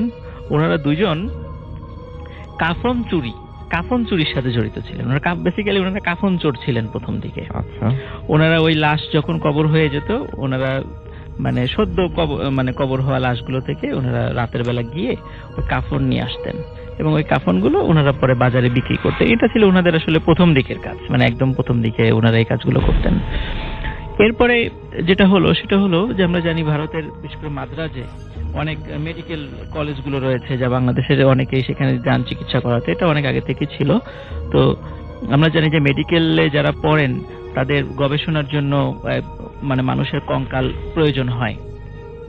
তখন ওনাদের কাছে কিছু কয়েকজন লোক আসে, তাদেরকে খুঁজে বের করে। কিভাবে যেন খুঁজে বের করার পরে তাকে বলে যে তোমরা এই কাফন চুরি করে আর কয় টাকাই পাও, তুমি আমাদেরকে এক কঙ্কাল সাপ্লাই দিবা, বিনিময়ে আমরা অনেক টাকা দিব। আচ্ছা। তো ওনারা তখন চিন্তা করে আসলেই তো কাফন চুরি করে আর ক টাকাই পাওয়া যায়, তো আমরা এখন থেকে কঙ্কাল সাপ্লাই দিব। কিন্তু কঙ্কাল কিভাবে সাপ্লাই? তখন তারা বললেন যে লাশগুলো সাধারণত 6 মাস হয়ে যাবে, 6 মাস বা 7 মাস এরকম হয়ে যাবে, তখন তোমরা ওই লাশগুলো তার কঙ্কাল হয়ে যায়, তখন এই কঙ্কালগুলো আমাদেরকে তোমরা এনে দিবা, যেভাবে পারো এনে দিবা, আমরা প্রতি কঙ্কাল হিসাব করে তোমাদের একটা ভালো একটা অ্যামাউন্ট ধরিয়ে দেব। এবং সত্যি ওনারা ওই কাজ শুরু করেন। শুরু করার পর ভালো টাকা পয়সা ইনকাম করতে থাকেন। তখন এভাবে করতে করতে হঠাৎ কোত্থেকে একজন তান্ত্রিক তাদেরকে খুঁজে বের করেন। তখন তারা বলে, উনি তান্ত্রিক আবার তাদেরকে বলে যে এত কষ্ট করে লাশ চুরি করার দরকার কি, এত বড় কঙ্কাল টানাটানি করাও তো কত ঝামেলা, আমি যদি এর থেকেও ছোট কোনো কাজ দেই, তোমাদের আরো অনেক টাকা দিই, তাহলে রাজি হবা? বলে কি কাজ? তখন বললো আমি ঠিক যেই কবরগুলো বলবো তোমরা ঠিক আমি যেই দিন বলবো, যে সময় বলবো, ওই সময়ে গিয়ে ওই কবর খুঁড়ে শুধুমাত্র লাশের মাথাটা নিয়ে আসবা এবং আমি তোমাদেরকে অনেক টাকা দিব তার বিনিময়ে। তারা চিন্তা করলেন আসলেই তো মাথাটা তো নিয়ে একটা জায়গায় রেখে দেওয়া যায়, সহজে ক্যারি করা যায়, তো এই কাজটা অনেক সহজ এবং টাকার অ্যামাউন্টটাও অনেক বেশি, সুতরাং আমরা ওটা করব না এটা করব। তখন তারা কি করে, এই তান্ত্রিকের কথা শুনে তান্ত্রিকের কাজ তারা নেয়। এবং তান্ত্রিকের এই কাজটা করাটা অত সহজ ছিল না, কারণ ওনারা যে কাজটা করতেন সেটা হলো তান্ত্রিক আগে তারা যারা করতেন যে কোনো কবর থেকে লাশ চুরি করে নিয়ে আসতেন, আর এখন যেটা হয় ওই তান্ত্রিক নির্দিষ্ট কিছু কবর বলে দেয়, তাদেরকে সেই অঞ্চলে গিয়ে ওইটা নিয়ে আসতে হয়। এটা বেশ কঠিন কাজ। তখন তারা যে কাজটা করতো, ওই অঞ্চলে গিয়ে আমরা গ্রাম দেশে যেটা বলি ডেইলি লেবার, যেটাকে গ্রামে কামলা বলে আর কি, ওনারা কামলা সেজে ওই এলাকায় যেতেন, কামলা সেজে ওই এলাকায় যেতেন, ওই এলাকায় কাজ করতেন এবং ওই ঠিক নির্দিষ্ট দিনে ওনারা ওই লাশ খুঁড়ে, মানে ওই কবরটা খুঁড়ে ওই লাশের মাথাটা নিয়ে আসতেন এবং এটা কেউ টের পেত না। ওনারা যখন লাশটা নিয়ে আসতেন তখন আবার ওই কবরটা ঢেকে কেউ কারো বোঝার কোনো উপায় ছিল না যে এখান থেকে এটা কেউ নিয়ে গেছে। তো এটা নেওয়ার সময় আমি তাকে জিজ্ঞেস করেছিলাম যে এই লাশগুলো যখন নিতেন, মাথা নিতেন, তখন কোনো ভয়ের ঘটনা ঘটতো না? তখন বলছে হ্যাঁ, তখন অনেক ভয়ের ঘটনা ঘটতো। দেখা যাচ্ছে তারা যখন লাশ ওই মাথা আনতে গেছে তখন তারা দেখছে আশেপাশে বাঘ, সিংহ, বড় ধরনের অজগর তাদের দিকে আসছে এবং ওই তান্ত্রিক বলে দিয়েছে তোমরা কিন্তু এগুলো দেখবা, তোমরা দেখবা যে তোমাদের পরিচিত লোকজন এসে তোমাদেরকে ডাকাডাকি করছে, কিন্তু তাদের ডাকে কোনো উত্তর নিবা না। যে এইভাবে এই ধরনের ভয়ঙ্কর জিনিসগুলো দেখতে দেখতে আসলে তারা অভ্যস্ত হয়ে গেছিলেন। তারা আসলে এখন এমন একটা অবস্থা তারা কোনো কিছু দেখেই ভয় পেত না। তো এই ধরনের কাজ যখন তারা করতে থাকে তখন হঠাৎ একদিন কয়েকজন হুজুর টাইপের লোক এসে তাদেরকে খুঁজে বের করে, বলে যে ভাই আমাদের পীর সাহেব আপনাদেরকে ডেকেছে, আপনি একটু আমাদের সাথে চলেন। তখন বললেন যে আপনাদের পীর সাহেব কি আমাদেরকে চেনে? বলে হ্যাঁ চেনে, আপনাদের সাথে কি জন্য একটা বিষয় জরুরি কথা বলবে, আপনি একটু আমাদের সাথে চলেন। তখন ওরা যান। তখন পীর সাহেব যখন যান তখন দেখেন যে খুব সুন্দর নুরানি চেহারার একজন ব্যক্তি। ওনাদেরকে দেখেই পীর সাহেবই প্রথমে সালাম দেন। সালাম দিয়ে জিজ্ঞেস করেন, বাবা তোমরা যে কাজটা করো কাজটা কিন্তু ভালো না, তোমরা এই কাজটা ছেড়ে দাও। তখন ওনারা একটু মানে দ্বিধাদ্বন্দ্বিত হয়ে যায় হঠাৎ করে, যে উনি এটা কিভাবে জানলেন যে আমরা এটা করি। তখন বললেন যে তোমরা তো এই যে লাশের মাথা নাও, লাশ মানে তারপর কঙ্কাল চুরি করো, বাবা আমি তোমাদেরকে অনেক টাকা দিই, একটা লাশের মাথা নিয়ে বা একটা কঙ্কাল চুরি করে যে টাকা পাও আমি তার থেকে কয়েক গুণ বেশি তোমাদেরকে টাকা দিয়ে দিলাম, কিন্তু তোমরা বাবা খবরদার আমার লাশটা মানে চুরি করা বা আমার মাথাটা নিতে এসো না আমি মারা যাওয়ার পরে। তখন ওরা বলেন হ্যাঁ ঠিক আছে হুজুর, আমরা এই কাজটা করবো না আপনার সাথে। তখন ওই পীর সাহেব ওনাদেরকে অনেকগুলো টাকা দিয়ে দেন। তখন ওটা নিয়ে চলে আসে। এই ঘটনার প্রায় 1 বছর পর হঠাৎ ওই তান্ত্রিক তাদেরকে বলে যে তোমাদেরকে একটা জায়গায় যেতে হবে এবং অমুক পীর সাহেব আজ থেকে বেশ কিছুদিন আগে মারা গেছে, 1 বছর হলো মারা গেছে, ওনার লাশটা অবশ্যই কঙ্কাল হয়ে যাবে এতদিনে, তো তুমি ওই লাশটার মাথা নিয়ে আসবা কোন একটা পূর্ণিমার দিনে এবং ওই এলাকায় যাও, ওখানে কামলা হয়ে থাকো কিছুদিন এবং সুযোগ বুঝে ওটা নিয়ে আসবা।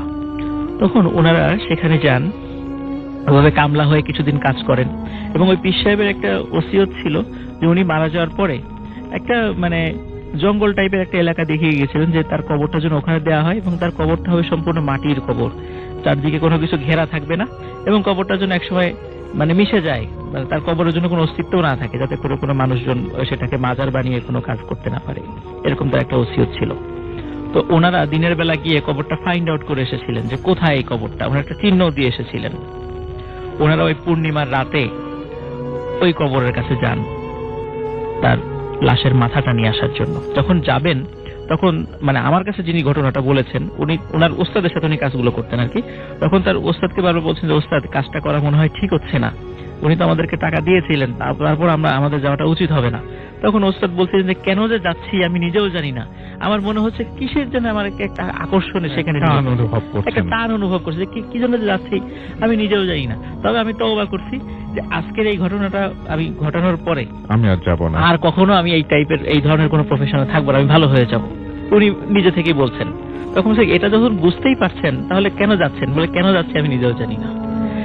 যাক সেখানে গেলেন, যাওয়ার পর তারা যেখানে কবরটা চিহ্নিত করে রেখে এসেছিলেন সেই কবর ওখানে যাওয়ার পর তখন ওই শিষ্য যিনি আমার কাছে ঘটনা বলেছেন, তো উনি বললেন ওস্তাদ আপনি কবর খোঁড়েন, আমি কবর খুঁড়বো না, এই কাজ আমি করতে পারবো না, আপনি নিজ দায়িত্বে এই কাজটা করুন। তখন ঠিক আছে তোকে খুঁড়তে হবে না, আমি নিজে এই কাজটা করব। তখন উনি কবরের যখন উপরে মাটি সরাচ্ছিলেন তখন হঠাৎ করে বললেন এই দেখ 1 বছর হয়ে গেছে, কবরের বাঁশ তো মনে হচ্ছে আজকের, একদম কাঁচা বাঁশ, মানে কোনো চেঞ্জ মনে হচ্ছে আজকে মানে বাঁশটা রাখা হয়েছে এরকম অবস্থা। তখন উনি মাটি সরালেন, মাটি সরানোর পর কয়েকটা বাঁশ সরানোর পরে ওনারা মানে রীতিমতো মানে আতঙ্কিত হলেন, দেখলেন যে কি ব্যাপার, আমরা তো জানি এটা পীর সাহেবের কবর, এখানে একজনের কবর, কিন্তু ওখানে দেখছেন যে কবরের ভিতরে মানে দুটো লাশ, মানে এটা আমার কাছে খুব অবাক লেগেছে। কাফন- আমি এরকম কোনো ঘটনা আসলে কাফন জীবনে পরানো কখনো শুনি নাই। দুটো লাশ, এবং শিওর যে কথা বলছেন উনি। হ্যাঁ হ্যাঁ, বলে যে ওনারা দেখেছেন, দুইজনই দেখেছেন যে দুটো লাশ ওখানে শোয়ানো, এবং ওই দুটো লাশের যে কাফনে মানে একটা মানে একদম সাদা, মানে কোনো চিহ্ন নাই যে এটা পুরান হয়ে গেছে 1 বছর আগে, একদম চিহ্ন নেই। ধবধবে নতুনের মতো। ধবধবে একদম নতুন। তখন এটা দেখে ওনারা অবাক হলেন। তখন বললেন যে ওস্তাদ, পীর সাহেব তো মনে হয় এই কারণে লাশ পচে নাই, তো আপনি চলে আসেন, আপনি এটা করেন না। ও বারবার রিকোয়েস্ট করছে ওখান থেকে, বলে না এসেছি যখন কাজ আমি করেই যাব। তখন উনি কবরের ভিতরে নামলেন, নামার পরে উনি দ্বিধাগ্রস্ত হয়ে গেলেন যে আসলে মাথা তো নিব পীর সাহেবের, কিন্তু মুখ তো দুজনেরই ঢাকা কাফনে, এখন কোনটা কার এটা তো আমাকে দেখতে হবে। তখন উনি প্রথম ওনার কাছাকাছি যে লাশটা ছিল সেটার মুখ যখন খুললেন, তখন উনি এবং তার ওনার যে শিষ্য উপরে ছিল দুজনই খুবই মানে একটা আঘাত পেল। খুলে দেখে যে যিনি নেমেছেন কবরের মধ্যে ওই লাশটা ওনারই। উনি দেখে খুবই ভয় পেলেন, কি ব্যাপার, আমার লাশ এখানে শোয়ানো, আমি তো জীবিত আছি। তখন বারবার ওনার শিষ্য বলছে ওস্তাদ চলে আসেন চলে আসেন, কিন্তু উনি বলেন না আমি কাজ করবই। তখন যেহেতু দ্বিতীয় ওই পাশের লাশটা এটা অবশ্যই পীর সাহেবেরই লাশ হবে, উনি তখন ওই কবরের ওই কাফন মুখটা একটু সরালেন, দেখে আসলে ওটা পীর সাহেবের লাশ এবং সম্পূর্ণ অবিকৃত অবস্থা রয়ে গেছে 1 বছর হয়ে গেলেও। তখন উনি ওনার সাথে যে একটা ধারালো একটা অস্ত্র ছিল, ছোট চাকু জাতীয়, উনি চিন্তা করেন মাথাটা এখন উনি কেটে নিয়ে যাবেন। তখন উনি যেই মানে কাজ শুরু করবেন, হঠাৎ ওই পীর সাহেব ওনার হাতটা খপ করে চেপে ধরেছে, চেপে ধরে চোখটা খুলে বলেছে যে কি রে, তোদেরকে না নিষেধ করেছিলাম আমার এখানে আসতে, আবার কেন এলি? এবং উপরে যে শিষ্যটা ছিল সে কিন্তু দেখেছে, পুরো ঘটনা দেখেছে। ও যখন এই ঘটনাটা দেখেছে তখন সেও এক চিৎকার দিয়ে ঘুরে একটা দৌড় দিয়েছে, এবং যখনই ওই পীর সাহেব ওনার হাতটা চেপে ধরেছে তখন উনিও একটা চিৎকার দিয়ে ওখানে অজ্ঞান হয়ে সেন্সলেস হয়ে পড়ে যান। যখন ওনার শিষ্য দৌড়াচ্ছিলেন উনি পেছন দিকে একবার তাকিয়েছেন যে আসলে কি হচ্ছে। তখন ওনার শিষ্য দেখলেন বড় আকৃতি সাদা জুব্বা পরা দাড়িওয়ালা কিছু লোক ওই কবরটা আবার সুন্দর করে ঢেকে দিচ্ছে, অদ্ভুত ব্যাপার। মানে কবরটা আবার কবর দিয়ে দিচ্ছে। তো উনি ওখান থেকে চলে আসেন, চলে আসার পরে উনি তো কাজটা করতে পারলেন না, উনি নিজের গ্রামে ফিরে আসেন। বেশ কিছুদিন হয়ে যায়। এখন ওই যে ওনার যে ওস্তাদ, তার যে স্ত্রী সন্তান সন্ততি আছে, তখন ওনার স্ত্রী এসে ওকে বলছে এই কি ব্যাপার, তোমরা একসাথে কাজে গেলে, আমার স্বামী কোথায়? খুবই স্বাভাবিক। তখন বলছে হ্যাঁ আছে, আসবে, এই নিয়ে বিনিয়ে কথা বলছে, কিন্তু এটা দেখে ওনার স্ত্রীর সন্দেহ হয়। তখন বলে যে তোমরা রাত বিয়েতে কি কাজ করো, নিশ্চয়ই তুই আমার স্বামীকে মেরে ফেলেছিস, এরকম কথা বলতে থাকে। বলে না আমি মারি নাই, উনি আসবে, এরকম মানে কথা বলে এড়িয়ে যাওয়ার চেষ্টা করে, কিন্তু বলে যে সত্যি করে বল, নাহলে কিন্তু আমি পুলিশের কাছে যাব। তখন উনি ভয়ে সব সত্য কথা বলে দেয়, কিন্তু আসলে এই ধরনের কোনো কথা মানুষের বিশ্বাস করার কথা নয়। তখন ওনার স্ত্রী বিশ্বাস করে না, তখন বলে যে আমি অবশ্যই পুলিশের কাছে যাব, তুই আমার স্বামীকে মেরে ফেলেছিস। তখন ওই লোকটি আরো কয়েকজন লোকের কাছে বলে যে আসলে এই ঘটনা ঘটেছে। তখন ওনারা ওই পীর সাহেবের কবরের কাছে যান, কিন্তু পীর সাহেবের মুরিদরা কিছুতেই ওই কবরটা খুঁড়তে দেবে না, বলে না আমরা পীর সাহেবের কবর খুঁড়তে দিব না। তো অনেক রিকোয়েস্ট করার পরে দেখেন, মানে সব ঘটনা বলার পরে তখন বলেছে ঠিক আছে তাহলে খোলেন। এবং রাসেল ভাই খোলার পরে দেখা যায় সত্যি ওই যে চোর যিনি নেমেছিলেন ভিতরে, উনি ওখানে মরে পড়ে আছেন, এবং ওনার হাতটা খুব শক্ত করে ওই পীর সাহেব চেপে ধরে রেখেছেন। পীর সাহেবও উনি শায়িত, কিন্তু ওর ভিতরে কিন্তু দুটো লাশ নাই। ওই যে কাফন পরা যে 2 জনের লাশ ছিল সেটা না, ওই একটা পীর সাহেবের লাশ আর একটা উনি যে অবস্থায় নেমেছিলেন সেই অবস্থায় মরে পড়ে আছেন, এবং তার লাশটাও পচে নাই। 10-12 দিন হয়ে গেছে ঘটনা ঘটার পরে, কিন্তু তার লাশটা সম্পূর্ণ অবিকৃত রয়ে গেছে। তখন ওনারা অনেক চেষ্টা করেছিলেন পীর সাহেবের হাত থেকে ওনার হাতটা ছোটানোর জন্য, যে ছুটিয়ে লাশটা ওখান থেকে তুলে ফেলবেন, পারেননি। কিন্তু অদ্ভুত ব্যাপার, কিছুতেই এই হাতটা ছোটাতে পারেন নাই ওনারা। অবশেষে ওই কবরের মধ্যে আবার মানে ওই লাশটা ওখানে রেখেই কবর দিয়ে উঠে আসতে হয়। তো এই ঘটনা যখন ঘটলো, সবাই জানাজানি হলো এই ঘটনা, তখন যে ব্যক্তি আমাকে এই ঘটনাটা শেয়ার করেছেন উনি বলছেন যে ঘটনা কিছুদিন পরে উনি স্বপ্নে দেখছেন যে ওই যে ওনার যে ওস্তাদ যে লাশ চুরি করতে গিয়ে মারা গেলেন, তো উনি খুব সুন্দর একটা বাগানের মধ্যে মানে ঘুরে বেড়াচ্ছেন, এবং ওনার চেহারা খুব সুন্দর, মানে অদ্ভুত রকমের, মানে একটা বেহেশতি চেহারা আর কি। তখন ওনার ওস্তাদকে বলছেন ওস্তাদ আপনি তো খুব খারাপ লোক ছিলেন, আপনি লাশ চুরি করতে গিয়ে মারা গেলেন, তো তারপরেও আপনি কেমন আছেন? বলে আমি খুব ভালো আছি। বলে আপনি কিভাবে ভালো থাকেন? তখন বললেন যে আমি খারাপ, কিন্তু যেই ব্যক্তির সাথে আমি শায়িত আছি আল্লাহ তাআলা ওনার মানে ওসিলায় আমাকে আল্লাহ মাফ করে দিয়েছেন। এটা স্বপ্নে দেখছেন উনি? উনি স্বপ্নে দেখছেন, এবং উনি স্বপ্নে ওনার ওস্তাদ তাকে বলেন যে তুই যতদিন জীবিত থাকবি তুই কখনোই আর এই ধরনের কাজে যাবি না, যত টাকাই আসুক, অফার আসুক, তুই কখনোই কাজে যাবি না। আর তোর শরীরে যতদিন শক্তি থাকবে অল্প সময় হলেও তুই রিক্সা চালাবি এবং বাকি জীবনটা তুই আল্লাহর রাস্তায় কাটাবি। দ্যাটস ওয়াই উনি রিকশাওয়ালা। হ্যাঁ, ওই সেই রিক্সাওয়ালা যার রিক্সায় আমি উঠেছিলাম। তখন ওনার কাছ থেকে আমি ঘটনাটা শুনেছিলাম। তো উনি ওনার নাম বলতে নিষেধ করেছিলেন, যেটা আমি যশোর থেকে কালেক্ট করেছি। তো ঘটনাটা আমার কাছে খুবই অদ্ভুত লেগেছিল। তো আমি চিন্তা করেছিলাম ভূতে ভেবে শেয়ার করব কি করব না। তো মনে হলো যে না, এটা শেয়ার করি। আমার মনে হয় যে এখান থেকে অনেক কিছু শেখার আছে। আজকে লিসেনারদের সাথে ঘটনাটা শেয়ার করলাম আপনার মাধ্যমে। থ্যাংক ইউ ভেরি মাচ দিদাস। আমরা চলে যাচ্ছি আমাদের আবারও প্রথম অতিথির কাছে। আপনি বলছিলেন যে আপনার বেশ কিছুদিন থেকে আপনার জীবনটা একদম তছনছ হয়ে গেছে, এরকম একটা Normal ব্যাপার। না। নরমাল না, ওয়াই? কারণ প্রতিদিনই কিছু না কিছু আমি দেখছি, এক্সপিরিয়েন্স করছি। আমার রাতে ঘুম হলে নানা রকম উল্টাপাল্টা স্বপ্ন দেখি। স্পেশালি আমার সাথে যেটা হয়, আমার একটা বদ অভ্যাস আছে, আমি মিডনাইটে ছাদে হাঁটাচলা করি। ওয়াই? আমার ভালো লাগে। আচ্ছা, এক একজনের এক এক রকম শীতের habit। দিনে, গরমের দিনে, সব সময়? সব সময়। শীতের দিনে আমার আরো বেশি মজা লাগে actually। আচ্ছা, ওকে। তো এই হাঁটাহাঁটি করতে গিয়েই অনেকবারই আমার চোখে ধরা পড়েছে যে জিনিসটা, আমি আমার নিজেকে দেখতে পারি। আমি দরজা খুলে ছাদে ঢুকবো, মানে ছাদের দিকে যাব, সে সময় আমি দেখছি যে আমি ছাদে বসে আছি। আপনি আপনাকেই দেখতে পারেন? আমি আমাকেই দেখতে পাচ্ছি। হ্যাঁ, তো জিনিসটা আপনি দাঁড়িয়ে আছেন এবং উনি বসে আছেন? হ্যাঁ, উনি বসে আছেন। আমি ছাদে পা দেওয়ার সাথে সাথে সেম জামা কাপড়? না, আচ্ছা জামাটা কখনোই সেম থাকে না, টোটালি ব্ল্যাক। আচ্ছা, টোটাল ব্ল্যাক আউটফিটে থাকে। আর এই জন্য ওয়াই, মানে হ্যাঁ, আমি এটা বুঝতে পারি না কখন। তবে অফিয়ারে আমি একটা জিনিস বলি নেই, আমার ডুপ্লিকেট নিয়ে একটা স্টোরি আছে। এটা অ্যাকচুয়ালি আমার কাজিনের সাথে হয়। সেটা হচ্ছে আমার মার গ্রামে, মার এখানে গ্রামের বাড়ি, আমার এক কাজিন, ওদের বাড়িও ওই একই গ্রামেই, কিন্তু বাড়িটা পরিত্যক্ত। হ্যাঁ, তো ওই একটু অন্যরকম টাইপের, ডরবয় বলতে কিছুই নেই ওর। সে গ্রামে রাত 11টা মানে তো অনেক। হ্যাঁ, এরকম টাইমে এসে ওর বাড়ির মধ্যে, মানে বাড়ির আশপাশ দিয়ে হাঁটা চলা করে। আর জায়গাটা মোটেই ভালো না, ওখানে আলোর কোনো হদিস নেই। ওকে। তো ওইরকম অবস্থায় একদিন আমি আমার কয়েকটা ফ্রেন্ডরা মিলে আমাদের বাড়ির উঠানে গল্প করতেছি। তো ও হঠাৎ আমার ফোনে ফোন দিল, ফোন দিয়ে আমার আরেকটা কাজিনের নাম ধরে বলতেছে যে আমি কোথায়। আচ্ছা, আমাকে খুঁজতেছে আমার ফোনে ফোন দিয়ে। আমি বলে আমাকে খুঁজতেছিস কেন, আমি তো ফোনে কথা বলতেছি। বলতেছে যে তুই ফোনে কিভাবে কথা বলতেছিস, তুই তো 2 সেকেন্ড আগে আমার সামনে আসিলি। হ্যাঁ, আমি জাস্ট শকড হয়ে গেলাম জায়গাটার মধ্যে।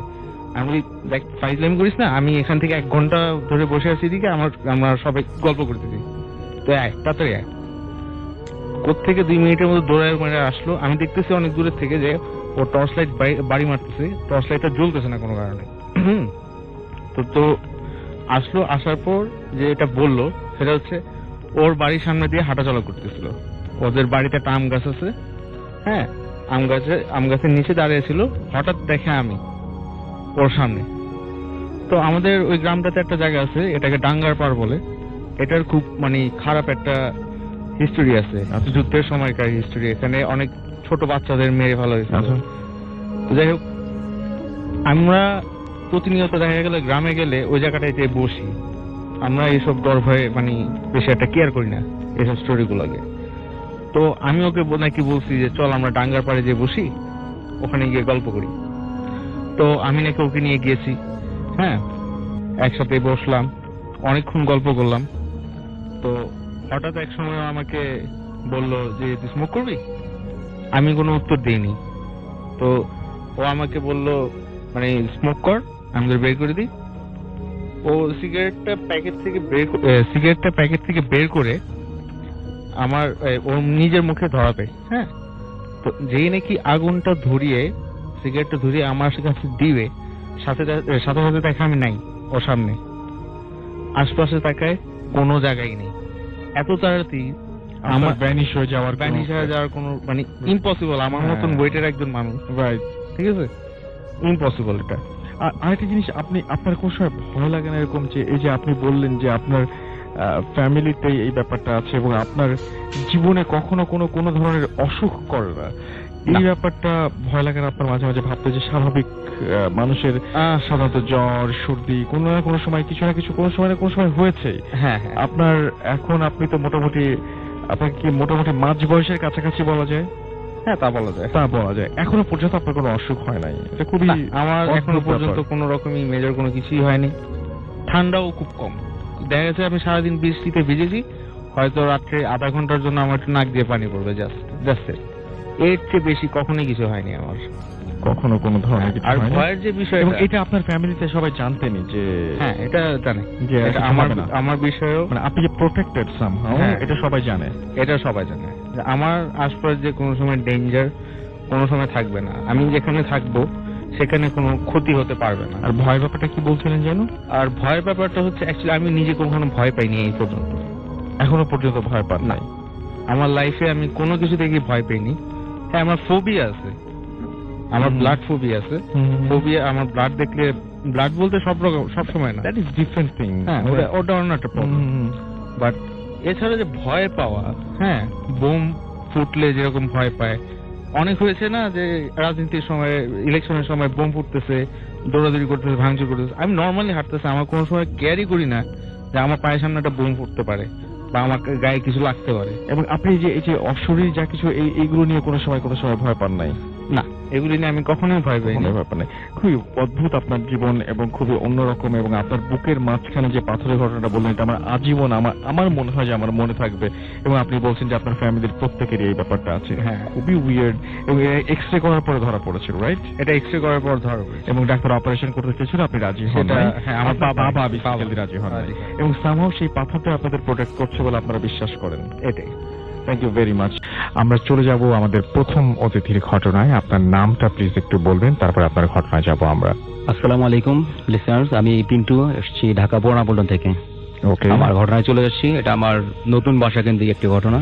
আমি পুরানাপল্টনে একটি বাসা ভাড়া নিয়েছি, যেটা হলো আপনার মর্গেজ টাইপের নেওয়া হয়েছে। জি। তো বাসাটা একটু চিপ, যে কারণে আমাদের মর্গেজ বাসাটা নেওয়া হয়। তো শুরুতে আমার যে ঘটনা হলো, সে আমার আব্বা যে জি। ব্রেন স্ট্রোক করে, এরপর থেকে ঘটনা হয় আর কি।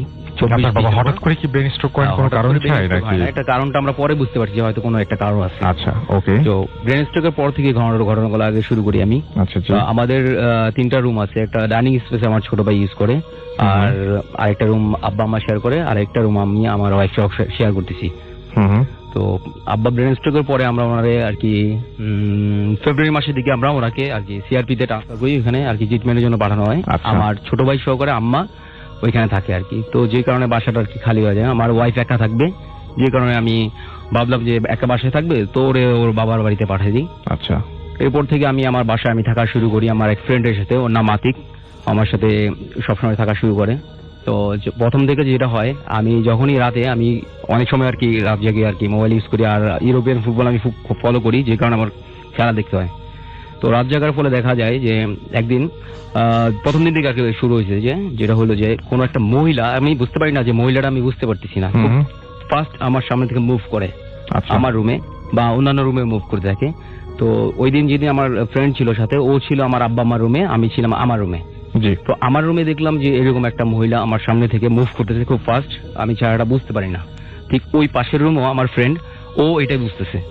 তো এইভাবে কয়েক সপ্তাহ আমরা একসাথে থাকি। তো এরকম রেগুলার চলতেছে। রাতের ঠিক 2:30-3টার দিকে এটা শুরু হয়। তো 1 মাস পরে আমার এক ভাই, উনি মুন্সিগঞ্জ থাকে, ওনার নাম মিঠু ভাই, উনি আমাদের এখানে আসে বেড়াতে। তো আমার সাথে আর কি বাসায় থাকে উনি। তো প্রথম দিন থেকে ওনার সাথেও সমস্যা শুরু হয়। উনি ডাইনিং স্পেসে মানে একদিন প্রথম দিন আর কি শুইছে, তো আমি আমার রুমে আসি। তো মিঠু ভাই যেটা দেখলো যে উনি দেখতেছে আমি যেরকম দেখতেছি, একটা মেয়ে দৌড়াদৌড়ি করেছে ওনার সামনে, আর এই রুমে হইতেছে আমার সাথে। একবার আমার রুমে যায়, একবার ওনার রুমে যাচ্ছে। তো আমি ওই রুমে গেলাম, যাওয়ার পরে ডাইনিং স্পেসে যাওয়ার পরে বলতেছি, মিঠু ভাই আপনি কিছু বুঝতেছেন? উনি আমাকে বললো যে ভাই বুঝতেছি, আমার কাছে তো ভালো লাগছে না, আসলে এখানে একটু সমস্যা আছে। তো কি সমস্যা? উনি বললো যে এরকম আমি খুব দেখতেছি যে একটা মেয়ে আমার সামনে থেকে রাত মানে ফার্স্ট চলে যাচ্ছে। তো আমি দেখলাম যে ওনার সাথে আমার মিলে গেছে। তো আমরা এরকম 2-3 দিন থাকা ধরি, তো পরের সপ্তাহে উনি চলে যায়। তো নেক্সট উইকে যখন উনি আসে, আমার ফ্রেন্ডও আমার সাথে ছিল, আতিক, মিঠু ভাই, আমরা 3 জন 3 রুমে আর কি, রাতের বেলা। তো রাতে এরকম ঠিক এইরকম আবার দেখতেছি আমরা। আচ্ছা, দেখার পরে থার্ড ডে যেদিন মিঠু ভাই আমাদের সাথে ছিল, ওই দিন আমার ফ্রেন্ড ছিল না।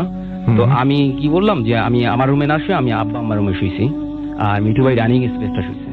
ডাইনিং স্পেসে শোয়ার পরে দেখা গেছে যে উনি অনেক রাত হয়ে গেছে, আমি ঘুমাই বসি, তো আমার দরজা নক করে শুয়েছি আমি আমার আব্বা আমার রুমে। তো মিঠু ভাই ভাবলো যে ওনার সাথে কেউ, ঠিক 3টার দিকে হবে এরকম, যে কেউ ওনার সাথে কোনো একটা মেয়ে শুয়েছে। তো উনি যখন মানে এক সাইডে শুয়েছে, তো যখন উনি মুভ করছে দেখে যে ওনার পাশে একজন মেয়ে আছে। তো প্রথমবার উনি তন্দা লেগেছে, বুঝতে পারে নাই। নেক্সট বার যখন আবার মুভ করে দেখে যে মেয়েটা নাই, খুব ফাস্ট আমার দিকে আমার রুমের দিকে চলে গেল। তো উনি আবার আমার নক করছে, আমি দরজা খোলার পরে বলতেছি যে ভাই কি সমস্যা, তো বলতেছি এরকম তো মনে হইলো ভাই যে আমার সাথে আমি কোনো মেরে জড়াই ধরছিলাম। তো এটা আমরা আর কারো কাছে শেয়ার করিনি। উনি যাওয়ার পরে আমার বলছিল যে সকালবেলা যে আপনার এই বাসার সমস্যা আছে। তো এরপরে আর উনি আমার সাথে থাকে নাই কখনো বাসার রাতে। মানে এটা কি ভয়ে থাকেননি? হ্যাঁ, ভয় থাকে না, আসলে হইতে পারে যে ভয় থাকে না। উনি বলছে যে এখানে সমস্যা আছে। তো আমিও প্রথম থেকে এই জিনিসটা ওয়াচ করার পর থেকে আমি ভয় পাই, সত্যি কথা হচ্ছে আমি ভয় পাই। আর যখনই আমি বাসায় থাকি, একা থাকি, তখন আমি রাত্রে থাকলেও আমি অলওয়েজ আমি লাইট অন থাকে আমার রুমে, আমি রাত্রে বন্ধ করি না, লাইট অলওয়েজ অন। তো সেকেন্ড যে ঘটনাটা হইলো যে আমার এর ভিতরে আমার ওয়াইফ আবার বাবার বাড়ি থেকে আসে। জি। তো ওর রুমে ও শুয়ে আছে। শুয়ে থাকার পর আমি ওই দিন সম্ভবত না বাচ্চার খেলাই ছিল, আমি আমার ছোট ভাই নিয়ে আমি ডাইনিং স্পেসে দেখতেছি খেলা। এক পর্যায়ে আমার ওয়াইফ খুব চিৎকার, সে সবসময় আমার আপনি করে বলে, কিন্তু ওই দিন আমার খুব নাম ধরে ডাক দিচ্ছে, মিন্টু বলে ডাক দিচ্ছে অনেক জোরে। তো আমি দৌড়া গেছি, যাওয়ার পরে তখন সে আমার বললো যে আমি একজনকে দেখলাম যে আমার পাশে সামনে দাঁড়ায় আছে, আমাদেরকে তাকায় আছে, খুব কালো কুচকুচে একটা অবয়ব, মানুষের মতো, কিন্তু বোঝা যায় নাই যে কি আসলে। তো আমি আবার লাইট অন করে বললাম কিন্তু কোনো সমস্যা নেই, আচ্ছা ঠিক আছে, তাহলে একসাথেই থাকি। আমরা খেলা শেষ করলাম, একসাথে থাকলাম। তারপরে একদিনের ঘটনা, যেটা আমি শুয়ে আছি, তো মনে হলো যে আমার বারান্দা থেকে হাঁটতে হাঁটতে একটা কালো কুচকুচে একটা অবয়ব, এটা আমি বুঝতে পারিনি যে এটা মেয়ে কিনা, কিন্তু আমি দেখতেছি যে আমাদের আগে আসতেছে। অলরেডি তখন রাতে 3টা 3:30 বাজে, আমার ওয়াইফ অলরেডি ঘুমে, আর আমি তখন জাগনা ছিলাম, কিন্তু আমি বলতে পারতেছিলাম না যে আমি কিছু দেখতেছি। মানে অলরেডি আমার ওই শক্তিগুলো নাই আমার শরীরে যে আমি বলবো। আমি এত ভয় পেয়েছি যে আমি বলতে পারতেছি না। ও আমার সাথে আমার হাত লাগাও ছিল, যে কোনো বোবাই ধরবে এরকম কিছু না। ওই অবয়বটা আমার প্রথমে ওর হাতটা চাপ দিয়ে আমার নাকের উপরে ধরছে, ধরার পরে নাকের উপরে ধরে, অবয়বটা আমার নাকের উপরে চাপ দিয়ে ধরে, তারপর আমার মুখের উপরে, ঘাড়ের উপরে, মানে বুকটার উপরে বসার চেষ্টা করে। বুকটার উপরে বসছেও, তো আমি অনেক চেষ্টা করছি আমার নিজে সারানোর জন্য, কিন্তু আমি এক পর্যায়ে যে 1-1.5 মিনিট পরে আমার ওয়াইফ তখন আমার ধরছে, আমি ওরে বললাম যে আমি চিৎকার দিয়ে উঠছি, তখন আর ওই জিনিসটা আমি আর দেখি নাই। তো পরবর্তীতে যখন আমি বললাম যে এরকম এরকম আমি দেখছি যে একটা কালো কিছু আমার ভর দিয়ে আমার মুখের উপরে বসছে, আমার মুখের উপরে বসছে, তো ও এটা বললো যে আমি এই জিনিসটাই আমি দেখছিলাম। ও এই জিনিসটা দেখছে, কালো অভাবটা দেখছিল যে ওর সামনে দাঁড়ায় আছে। জি। তারপরের ঘটনা যেগুলো দেখা যাচ্ছে, জুলাই মাসের দিকে আমার আব্বা আমার আমি চলে আসছি সিআরপি থেকে, ওখানে ট্রিটমেন্টটা আমার কাছে পছন্দ হয় নাই, যে কারণে আমার বাসায় নিয়ে আসছি। আমার আব্বা আমাকে, ছোট ভাইকে বাসায় নিয়ে আসি। বাসায় নিয়ে আসার পরে তো আমরা ওইরকম রেগুলার থাকা শুরু করি এবং নতুন বাসাটায়। তো এবার শুরু হয় মার সাথে প্রবলেমটা। মার সাথে কি প্রবলেম রইতেছে, মা দেখা যাচ্ছে যে সন্ধ্যার দিকে, একটু আগ দিকে যদি রেস্ট করতেছে, যদি ঘুমায় থাকে, আমার ডাক দিতেছে একজন মহিলা। আর আম্মা যেটা দেখছে যে মহিলাটা ওনার খুব স্পষ্ট দেখছে যে এই মহিলাটা ওনার দিকে তাকায়, খুব বিদঘুটে একটা হাসি, মানে একটা ভৌতিক হাসি, দেখলেই অনেকে ভয় পাবো, যে এই হাসিটা দিয়ে ওনার ডাক দিতেছে এই হোট, মানে যখনই রেস্ট করে যে এই হোট বলে আর কি ডাক দেয়। তো এর ভিতরে যে ঘটনা হয় যে 2 মাস আগে আমার আম্মা আব্বা এক রুমে শুয়ে আছে। তো রুমটা দেখা যায় অনেক সময় গরম হইলে মা দেখা যায় ফ্লোরিং করে, ঠান্ডার জন্য একটু ফ্লোরিং করে, কিন্তু যে জায়গাটা ফ্লোরিং করে ওই জায়গাটা থেকে বারান্দায় যাওয়া আসা করা যায়। তো আমার মনে হলো যে ওই অবয়বটা সম্ভবত এই লাইনটা ইউজ করে, যে বারান্দায় যাওয়া আসার পথে বাধা পড়লে এই জন্য ডিস্টার্বটা করে। আমার কাছে মনে হয়েছে, আসলে এটা কোনো ভিত্তি নাই, কিন্তু আমার কাছে মনে হলো আম্মা যখন শুইছে, তো শোয়ার পরে আমাকে অনেকভাবে ডিস্টার্ব করছে। ডিস্টার্ব করার পরে এক পর্যায়ে আমার পায়ের নিচে একটা মানে কাঠের চেয়ার ছিল। তো কাঠের চেয়ারটা মনে হয় না যে মানুষ ছাড়া কেউ তোলা অসম্ভব একটা ব্যাপার, ওই চেয়ারটা তুলে ওনার পায়ের উপরে ফেলে দিছে। আর আমি আমার রুম থেকে শুনতেছি যে ওইটা খুব বিদঘুটে একটা সাউন্ড করে। আমাকে একজন মানুষ যখন রাগ হয় নাকে মুখে যেমন একটা সাউন্ড করে, সে সাউন্ড করলেই আমার উপরে মানে এরকম একটা সাউন্ড আমি পাচ্ছি। তো আমি একটা জিনিস মিসিং করছি, যে প্রথমবার যেটা আমি যখন এটা বুঝতে পারলাম যে এরকম কিছু, যে আমার ভাইয়ের রুম যেটা আর কি, মানে যে রুমে ও থাকে জি। সেই রুমে জানলাটা একটা ভাঙা আছে, একটা জানলা ভাঙা আছে, একটা কাঁচ ভাঙা আছে, ওইখানে আমি বসা আছি। তো প্রথম যেদিন আমি যেটা ফিল করছি সেটা মানে অনেক মানে রাগান্বিত একটা কণ্ঠে, যে সে নিঃশ্বাস প্রশ্বাস নিয়ে যাচ্ছে আমার পিছন দিক থেকে। আমি জানলার পাশাপাশি বসছিলাম, মোবাইল ইউজ করতেছি, তো একটা গরম বাতাস আমার ঘাড়ে লাগে। ঘাড়ে লাগার এক পর্যায়ে ওই সাউন্ডটা হয়, আমি মানে ভয় পেয়েছি, আমার শরীরে পশম টসম ঘাড়ে গেছে। তো দৌড় দিয়ে আমি ডান দিকে আব্বা আমার রুমে চলে যাই। তখন আমার ফ্রেন্ড আতিক ছিল, ও বলে যে ভাইয়া আপনি এক কাজ করেন, যেহেতু ভয় পেতেছি আমরা অনেকদিন ধরে, আপনি এই কাজটা করেন যে কোরআন শরীফ নিয়ে আসে ওই যে পাশের রুমে থেকে, যে এটা আপনি এই রুমে রাখেন, যেহেতু এই রুমের সমস্যাটা হইতেছে। আর এই রুমের এই ভাঙা কাজটা দিয়ে ওই মহিলাটাকে ওই অতটুকু ফাঁকা জায়গা দিয়ে আমার আম্মা দেখছে মহিলাটা ভ্যানিশ হয়ে যেতে, ওইখান থেকে বের হয়ে গেছে বাইরে। আর আচ্ছা। হ্যাঁ, আতিক যে কারণে আমার বাসায় থাকে না সেটার কারণ আমি গত কয়েকদিন আগে ফাইন্ড আউট করছি। ও আমাকে বলে যে ভাই আমি যেটা দেখছিলাম আপনার বাসায়, এই জন্য আমি আপনার বাসায় আর যাই না। ওর রিকোয়েস্ট করলে আমার সাথে থাকতে চায় না। তো ও দেখছে যে আমার ভাইয়ের জানলাটা থেকে একটা শাখা সিঁদুর পর একটা হিন্দু মহিলা টাইপের, যেহেতু শাখা সিঁদুর পড়ছে অবশ্যই সে হিন্দু টাইপেরই হবে, একটা মহিলা ওই শূন্য পাশে সে হাইটা চলে যেতেছে, মানে ক্রস করে গেল, 3টা জানালা ক্রস পরপর ক্রস করে গেল। এমনকি তার দিকে সেম ভাবে আমার আম্মার দিকে যেভাবে হাসি দিয়ে তাকাইছে, সে ওইভাবেই সে ভয়ানক ভাবে হাসি দিয়ে আতিকের দিকে তাকাইছিল। তো আতিক এরপর থেকে থাকে নাই। লাস্ট 3 দিন আগে ওর আমি রিকোয়েস্ট করছি, আমার ওয়াইফ ছিল না, যে আমি একা ভয় পাইতেছি, তুই এক কাজ কর আমার সাথে থাক। সে থাকে নাই। তো আমি আমার সাথে রুমে আমার মতো আমি থাকা শুরু করতেছি। তো এখন পর্যন্ত এই বাসাটায় মূল সমস্যা যেগুলো হচ্ছে সেগুলো হলো যে আপনার বিভিন্ন ধরনের নুপুর সাউন্ড পাচ্ছি, প্লাস আমরা বিভিন্ন ধরনের হাড়ি পাতিল গুলো নাড়াড়ি শব্দ পাচ্ছি। তারপর আপনার শব্দগুলো হচ্ছে আপনার 3টা থেকে 3:30টার ভিতরে, 3:30টার ভিতরে শব্দগুলো হয়।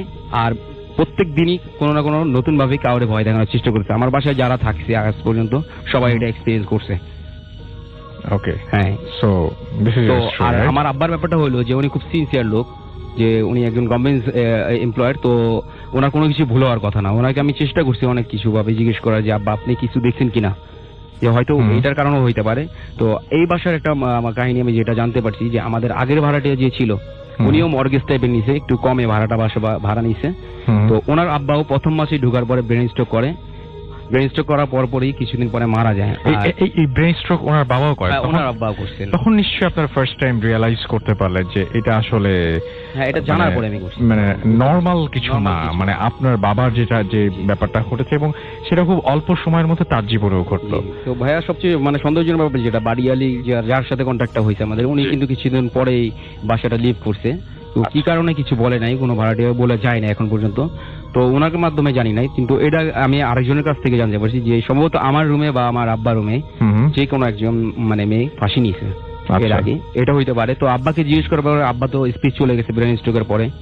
তো আমি নিউরোসায়েন্সেও দেখাইছি, অনেক ডাক্তারই বলছে এত বড় ব্রেন স্ট্রোকের পরে মানে বাঁচার সম্ভাবনা থাকে না, দেখা যায় ম্যাক্সিমাম ক্ষেত্রে মারা যায় বা বিছানায় পড়া যায়। কিন্তু আমার আব্বা আল্লাহ চাইছেন ভালো আছেন, যে বিছানায় পড়ে যায়নি, স্পিচটা ভালো মানে চলে গেছে। তো এই জন্য আর কি আমি মানে খুশি যে উনি বিছানায় পড়া যায় না, কিন্তু আমার মনে হয়েছে যে উনি কিছু দেখছেন ওই দিন, ওই সময়টা দেখার পরে হয়তো উনি ভয় পাইছেন।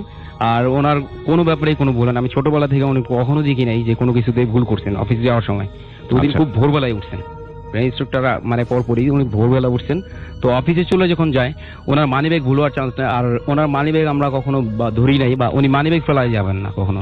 না ঠিক আছে, আমি সেটা বুঝতে পেরেছি, বাট আপনাদের ওই বাসাটায় প্রবলেম আছে এটাই বলছেন। আপনার ওয়াইফ আছেন, তার সঙ্গে আমরা একটু কথা বলতে চাই, এবং জাস্ট এটা ঘুরিয়ে দিলে হবে। আমি জাস্ট একটু কথা বলতে চাই, সেটা হচ্ছে যে আপনিও সেম বাসাটাতে আছেন। তো আমি জানতে চাই যে এই বাসাটায় আপনি কি আচ্ছা তার আগে আপনার নামটা জানি আমরা সবাই। হ্যালো লিসনার্স, আমি তুলি, পুরোনো পল্টন থেকে আসছি। জি, আপনার নামটা তো শুনলাম আমরা, এখন জিজ্ঞেস করছি যে একই বাসায় আপনিও আছেন, তো এই বাসাটায় বেসিক্যালি আপনার কি কোনো ধরনের কোনো প্রবলেম হয় কখনো, বা হয়েছে কখনো আপনার কোনো প্রবলেম? হ্যাঁ জি ভাইয়া, আমার যখন আমার শ্বশুর স্ট্রোক করে, উনি সাভারে চলে যায়, সেক্ষেত্রে বাসায় প্রথম কিছুদিন আমি একাই ছিলাম, যার কারণে প্রথম থেকে আমি এটা এক্সপিরিয়েন্স করেছি যে মনে হতো যে ঘরের মধ্যে কেউ এই রুম থেকে ওই রুমে হেঁটে চলে যাচ্ছে। তো যার কারণে আমার মনে হতো যে আমার এটা ভুল হতে পারে, আমার মনের ভুল, যার কারণে আমি প্রথম কিছুদিন এটা দেখার পরেও নিজে মানে বুঝিয়েছি যে এটা ভুল দেখেছি। যখন রেগুলার এটা হচ্ছে, তখন আমার মনে হলো যে না, এটা আসলে আমার মনের ভুল না, কারণ যদি মনের ভুল হয় এটা প্রতিদিনই হবে না। দুপুরে যখন আমি শুয়ে থাকি সেক্ষেত্রে আমার মনে হচ্ছে এই রুম থেকে জানালা দিয়ে কিছু একটা ভেসে দৌড়ে রাউন্ড মানে চলে গেল খুব দ্রুত। Right. ঠিক সেভাবে রাতে যখন আমরা শুয়ে থাকি, আমার হাজবেন্ড আসার পর রাতে যখন শুই, দরজাটা নক করে শুই, সেক্ষেত্রে রাত্রে মনে হয় যে দরজা লক করে শোনো? হ্যাঁ, লক করে শুই, যার কারণে সেক্ষেত্রে মনে হচ্ছে যে রাত্রেবেলায় কেউ একবার কি দুইবার জাস্ট নক দিয়ে যদি নক করে যেরকম একটা সাউন্ড দিয়ে? হ্যাঁ, নখ দিয়ে যদি দরজার সাউন্ড করে সেক্ষেত্রে সেরকম একটা সাউন্ড আমরা দুজনেই শুনতে পাই। আচ্ছা, তো এটা সেক্ষেত্রে প্রতিদিন যখন- রাতে হয় না? প্রতিদিনই রাতে হচ্ছে, এখনো হয় মাঝে মধ্যে প্রায়, কিন্তু ইদানিং তখন কম আপনারা কি হচ্ছে। করেন, জেগে ওঠেন? হ্যাঁ, জেগে উঠি, বাট দরজাটা আমরা খুলি না, কারণ আমরা জানি বাসায় কেউ নেই। হুম। আমার মা বাবা, আমার দেবর যে ছিল সেও ছিল না, আমরা দুজনেই থাকি। এটা কি সেক্ষেত্রে বাইরের কোনো দরজা নাকি একদম? আমাদের রুমের দরজাটা, তার মানে ভেতরে, বাসার ভেতরে? আচ্ছা। বাসার ভেতরেই সে নক করে, যার কারণে আমরা দরজাটা আমরা বুঝতে পারি যে আসলে সেরকম কিছু, যার কারণে আমরা কখনোই দরজা খুলি না। রাতে এরকম ফার্স্ট যেদিন আমরা সাউন্ডটা পাই, আমরা দুজন শুয়ে আছি, ঘুমের মধ্যে দুজনেই ঘুমাচ্ছি, হঠাৎ করে মাথার কাছে কেউ একজন জোরে নিঃশ্বাস নিচ্ছে, মানে খুব রাগান্বিত ভাবে নিঃশ্বাস নিয়ে দুজনে ঘুম ভেঙে যায়। ভেঙে যাওয়ার পরে আমি ওকে বলতেছি, ও আমাকে বলছে কোনো শব্দ পাইছো? আমরা হ্যাঁ পাইছি। আমি চুপ থাকেন, কিছু করার দরকার নেই বা কিছু বলার দরকার নেই, কারণ এখানে আমাদের কিছুই করার নেই, আমরা দুজনেই বাসায় আছি, ভয় পাচ্ছি ঠিকই। সেক্ষেত্রে আমি ও আমারে বলতেছে আচ্ছা ঠিক আছে লাইট জ্বালিয়ে শুই আমরা, তো আমরা দুজনেই লাইট জ্বালিয়ে শুই। এরকম প্রতিদিনই হচ্ছে। দুপুর টাইমটাতে যখন আমি বাসায় একা থাকতাম, শুয়ে থাকি, এখনো হয় সেটা, যখন শুয়ে থাকি 2টা কি 3টার দিকে দুপুর বেলায় 1 কি 2 সেকেন্ড সময় মনে হবে যে খুব একটা পাওয়ারফুল একটা আতর অথবা ফুলের কোনো ঘ্রাণ জাস্ট 1 কি 2 সেকেন্ড থাকবে ওই রুমটাতেই, ওই জায়গাটাতেই, বারান্দা দিয়ে আমার বাসার। সেটা কি প্রতিদিন একই সময় হয়? প্রতিদিনই একই সময় হচ্ছে। কিছুদিন যাবত এখন কম হচ্ছে, বাট এতদিন রেগুলার যখন বাসায় কেউ ছিল না, রেগুলার প্রতিদিনই একই টাইমে একই মানে যেই গন্ধটা সেটা আসতো, আচ্ছা। বাট এখন সেটা হচ্ছে না। তো একদিন রাতে আমার হাজবেন্ড ও রাতে প্রায় খেলা দেখে, সে বলেছে, তো আমার দেবর আর ও সামনের রুমে খেলা দেখছে, ড্রয়িং রুমে বসে, আমি আমার রুমে একাই শুয়ে আছি, লাইট নিভিয়ে শুয়েছি। একা থাকা সত্ত্বেও আমি লাইট নিভাইছি, কারণ লাইট না নিভাইলে আমার ঘুম আসে না। তো অন্ধকারের মধ্যে হঠাৎ করে আমার চোখ খুললো, মানে কেন আমার ঘুম ভাঙলো বুঝলাম না আমি, বাট স্বপ্নে কিছু দেখিনি, এমনি ঘুম ভাঙার পরে আমি তাকাই, আমার মাথা মানে সামনে দেখি যে কিছু একটা খুব কালো অবয়ব কিছু একটা তাকিয়ে আছে, যেটা কিনা আমার দিকে খুব রাগান্বিত ভাবে বড় বড় চোখে দাঁত দিয়ে আমার দিকে তাকিয়ে আছে, যেটা দেখে আমি মানে খুব ভয় পেয়ে যাই। যেটা আমি দেখেছি, আমি যদি মানে হয়তো বা আপনারা বুঝতে পারছেন না, খুব ভয়ঙ্কর ভাবে আমার দিকে তাকিয়ে আছে হাসি দিয়ে। তো আমি আমার হাজবেন্ডকে কখনো নাম ধরে ডাকি না, সেদিন ভয়ে আমি খুব জোরে নাম ধরে যেটা কিনা শোনা, ওনার কথাও না, মানে এত জোরে আমি ডাকছি উনি শুনেছে, কারণ খেলা দেখতেছে, সাউন্ড অনেক দেওয়া, টিভির সাউন্ড অনেক জোরে দেওয়া ছিল, এই রুম থেকে সামনের রুমে এত জোরে চিল্লেছে, উনি দৌড়ে আসছে, দৌড়ে এসে পরে আমাকে বলছে কি হয়েছে। তো আমি তখন ওকে রাত্রে কিছু বলিনি, পরে সকালে আমি ওর সাথে শেয়ার করি এটা।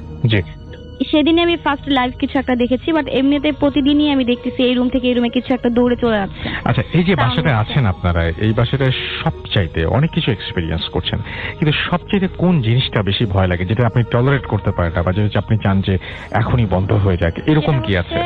যেটা যে কারণ এই জিনিসটাই বেশি দেখি, যেটা কিনা চোখের সামনে থেকে চলে যাচ্ছে, দৌড়ে দিয়ে কিছু একটা চলে যাচ্ছে। এটা কেমন দেখেন, শেপ দেখেন? কোন শেপ একটা মানে ছায়া, যেরকম যদি দেখেন যে একটা মানুষ দাঁড়িয়ে থাকলে আলোর অপোজিটে যে একটা ছায়া দাঁড়িয়ে থাকে, অন্ধকার একটা ছায়া, ঠিক সেরকম একটা ছায়া লম্বা কিছু একটা। এই রুম থেকে এই রুমে আমাদের একটা জানালা আছে ড্রয়িং রুমে, সেই ভাঙা জানালাটা কাঁচ ভাঙা বলেছে আমার হাজবেন্ড, তো সেই জানালা দিয়ে কিছু একটা দৌড়ে চলে যাচ্ছে, বের হয়ে যাচ্ছে, এই জিনিসটা দেখা যায়। এটা খুব বেশি দেখা যায়, এটা সবাই ফেস করে। আমার বাসায় যারা আমরা 5 জন মেম্বার আছি, সে 5 জনই দেখি। ওকে, সো আপনারা সবাই প্রত্যেকে এই জিনিসটা দেখেন? হ্যাঁ, মাঝে মধ্যে দেখি প্রায় আপনার রাত্রেবেলায় প্রায় দেখি নুপুর পরে কেউ একজন হাঁটতেছে, নুপুরের শব্দ দেখা যায় না কি হাঁটতেছে, বাট নুপুরের শব্দটা পাওয়া যায়। ওকে, সো এই হচ্ছে ঘটনা। Thank you very much. চলে যাচ্ছি আমাদের সেকেন্ড অতিথির কাছে। আপনার নামটা প্লিজ একটু বলবেন, তারপরে আমরা আপনার ঘটনায় যাব। হাই লিসেনার্স, ম্যাজিক ফ্রম পুরান ঢাকা, সূত্রপুর থেকে। ওকে ম্যাজিক, আমরা আপনার ঘটনা শুনি। বলতে যাচ্ছি সেটা বেসিক্যালি আমার ফ্রেন্ড সুজন থেকে কালেক্ট করা। জি। তো সেদিন সুজন আমাকে এই ঘটনাটা বলার পর ভাবলাম আজকে ফুড এফএমে এসে এই ঘটনাটা শেয়ার করব। তো যেটা হচ্ছে, সুজন আমার ফ্রেন্ড ঢাকা আসছে আজকে মিনিমাম 5 থেকে 7 বছর হয়, এর বেশি না। ওর ব্যাকগ্রাউন্ড গ্রামে, ও গ্রামের একটি ছেলে, খুব সাহসী একটি ছেলে। সেটা হচ্ছে ও আর ওর ফ্রেন্ড সার্কেল যারা ছিল গ্রামে, তারা একদিন হঠাৎ বিকেলবেলা হাইড এন্ড সিক খেলতে খেলতে তো ভাবে যে হাইড এন্ড সিক খেলবে, তো হঠাৎ করে মাথায় ওদের প্ল্যান আসলো যে ওরা গ্রামে আম চুরি করবে। ওরা হাইড এন্ড সিক খেলতেছিল মিনিমাম 10 থেকে 15 জন। তো ওরা ভাবছে যে এতজন আম চুরি করতে গেলে তো ধরা খেয়ে যাবে, তো তার জন্য ওরা 3-4 জন যাবে, আর যারা যারা ছিল তাদেরকে রেখে যাবে, আর ওরা বলবে না। যে কাদের কাদের নিয়ে যাবে। তো ওরা 3-4 জন মিলে প্ল্যান করার পর তো সবাই যখন হাইড এন্ড সিক খেলার সময় লুকিয়ে গেছে, ওরা 3-4 জন উঠছে বট গাছের উপরে। আর সুজন যে আমার ফ্রেন্ড, ও বট গাছের সবচেয়ে উপরের যে ডালটা ছিল ওই ডালটাতে উঠছে। ওঠার পর বসার পরে দেখে ওর হাতে কিছু একটা বেজে চলে আসছে। সেটা হচ্ছে বট গাছের ডালে মিনিমাম 50 থেকে 60টা তাবিজ ছিল। আচ্ছা, যেটা নাকি একটা ব্যাগে করে বাঁধা ছিল। তাবিজ ব্যাগের মধ্যে? হ্যাঁ, একটা ব্যাগের ভিতর তাবিজ ছিল। তো বট গাছের নিচেই ছিল একটা মুদি দোকান। ওই মুদি দোকানের নাকি ও কেমন একটা কাজিন মুদি দোকান চালায়। তো ও বট গাছের থেকে মুদি দোকানদারকে বলতেছে যে ভাইয়া, বট গাছের উপরে তো দেখলাম একটা তাবিজ। ওই ভাইয়া নিচে থেকে বলতেছে যে তাবিজ মানে কি, তো তুই নিচে চলে আয়। তো সুজন নিচে চলে আসার পর দেন ওই ভাইয়া বলতেছে যে কি দেখছিস উপরে? সুজন বলতেছে যে উপরে তো দেখলাম 50 থেকে 60টা তাবিজ মিনিমাম বাঁধা বট গাছের একটা ডালে। আচ্ছা, ওই ভাইয়া তারপর বলতেছে যে তাবিজগুলো কেটে নিয়ে আয় তো। তো সুজন আবার কি করলো, ও ওই গাছের ডালে আবার চললো। চড়ার পর তাবিজগুলো কেটে নিয়ে আসছে। নিয়ে আসার পর ওই ভাইয়াকে তাবিজগুলো দিয়ে দিল। দেন ওই ভাইয়া তাবিজগুলো কি করছে না করছে এটা ও বলতে পারে না। ওই ভাইয়া মিনিমাম, যে ভাইয়া তাবিজটা নিচে মুদি দোকানের ভাইয়াটা, ওই ভাইয়াটা মিনিমাম হয়তো বা তাবিজটা ফেলে দিছে, এরকম একটা কিছু। তো তখন খুব ছোট ছিল, আমাকে যেভাবে বললো যে আজিজ আলী ও বাসে চলে গেছে। বাসে চলে যাওয়ার পর রাতে ডিনার করে ঘুমায় পড়ছে। তো ঘুমায় পড়ার পর সকালবেলা যখন নাকি সুজন উঠলো বাসা থেকে, তো ও দেখতেছে যে বাসার ম্যাক্সিমাম সবাই ওর পাশে বসা। আচ্ছা, আর আন্টি ওর সাথে ওর মাথার উপর হাত বোলাচ্ছিল, এরকম একটা কিছু। আর ও ঘুম থেকে ওঠার পর তো আন্টিকে জিজ্ঞেস করতেছে কি ব্যাপার, কি হয়েছে, আমার কি হয়েছে, আর এরকম করতেছে কেন তোমরা সবাই। এমন টাইমে সুজনের চাচা সুজনের ইসে থেকে রুমে চলে আসে। চলে এসে বলতেছে যে কি রে, কালকে রাতে তোর কি হয়েছে? তো সুজন বলতেছে কালকে রাতে কি হয়েছে না হয়েছে আমি কিভাবে বলবো, আর সবাই সকালবেলা আমার রুমে কেন? সুজনের চাচা বলতেছে যে কালকে রাতে তোর কি হয়েছে তুই জানিস না? ও মানে আসলেই কিছু জানে না? হ্যাঁ, ও কিছুই জানে না। ও নরমালি ঘুম থেকে সকালবেলা আমরা যেভাবে উঠি, ও সকালবেলা ওইভাবেই ঘুম থেকে উঠছে। ঘুম থেকে ওঠার পরে দেন ওর চাচা বলতেছে কালকে রাতে তুই এত চিল্লাচিল্লি করছিস যে আমরা তোরে আটকে রাখতে পারি না। ও বলতেছে মানে? তো তারপর ওর চাচা বলতেছে যে তুই কালকে রাতে বারবার খালি রুম থেকে বের হয়ে যাবি, আর আমরা তোরে এক পর্যায়ে ভাবছিলাম যে আমরা তোরে বেঁধেই রাখবো। আচ্ছা, তারপরে সুজনের শরীরে দেখতেছে সুজন নিজেও যে অনেকগুলা দরজা থেকে স্পট পড়ে আছে, এই টাইপের কিছু একটা। তো তখন বুঝতে পারছে যে না, ঘটনাটা সত্যি, আর ওরে সবাই যা বলতেছে ওইটা একদম ঠিক। গেল তো এরকম একটা টাইমে বিকাল চলে আসছে। বিকাল চলে আসার পর বাসায় সব নর্মাল হয়ে গেছে। বিকাল চলে আসার পর সুজনকে ওর বাসা থেকে বলতেছে যে বাজারে যাওয়ার কথা। বাজারে গিয়ে ও কি নিয়ে আসবে সেটা হচ্ছে, বাজারে গিয়ে ওর বাসা থেকে বলছে যে ইলিশ মাছ কিনে নিয়ে আসার জন্য। তো ও একা একা বাজারে যাবে, আর তার ভিতর আবার সকালবেলা দেখলো যে ওর বাসায় অনেক প্রবলেম হয়েছে। ও ভাবলো যে ওর মামাতো ভাইকে সাথে করে নিয়ে যাবে। মামাতো ভাই আবার ওর থেকে ছোট। ও একটা সাইকেলে করে ওর মামাতো ভাইকে পিছনে বসিয়ে তো ওর মামাতো ভাইকে নিয়ে গেছে বাজারে।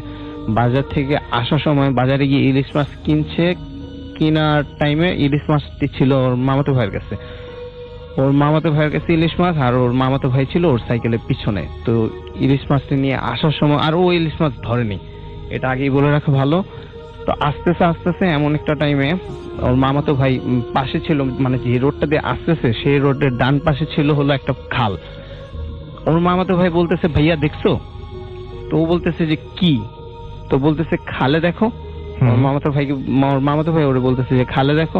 তো খালের দিকে তাকানোর পর ও যেটা দেখে সেটা হচ্ছে যে একটা লোক খালে, নরমালি মনে হয় যে রাস্তা দিয়ে হেঁটে গেলে যেমন একটা লোক খালে ওইভাবে হেঁটে চলে যাচ্ছে। মানে মনে হচ্ছে ওখানে পানি টানি কিছু আছে, যেটা বোঝা যাচ্ছে কিছু নেই, মানে নরমালি, কিন্তু খালে পানি টানি দিয়ে সব ভরাতো। আচ্ছা। এই জিনিসটা ও দেখার পর ওর ভিতরে ভয় ঢুকে গেছে। তো ও চিন্তা করছে যে এখন যদি আমি ভয় পাই তাহলে আমার যে মামাতো ভাই পিছনে, ও তো ছোট, তখন ও কি করবে? ও আরো ভয় পাবে, ও আরো ভয় পেয়ে যাবে। তো ব্যাপারটা একটু অন্যরকম হয়ে যাবে। ও ভাবতেছে যে না, এখন আমি ভয় পেলে চলবে না। তারপর একটা সকালবেলা আমার সাথে একটা ঘটনা ঘটে গেছে।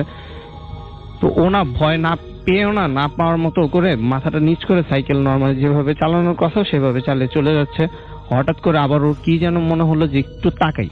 আচ্ছা। তাকানোর পরে ও যে জিনিসটা দেখতেছে সেটা হচ্ছে যে লোকটা হাঁটতেছে ঠিকই, তো লোকের যে মানে পেট পর্যন্তই বডিটা আছে, বাট পেটের নিচে যা আছে ওইগুলা মানে কিছু নাই। ও এতটুকু মানে রিয়েলাইজ করতে পারছে আচ্ছা। যে পেট পর্যন্তই লোকটার যা আছে আর পেটের নিচে কিছু নাই, আর ওর দিকে তাকিয়ে আছে।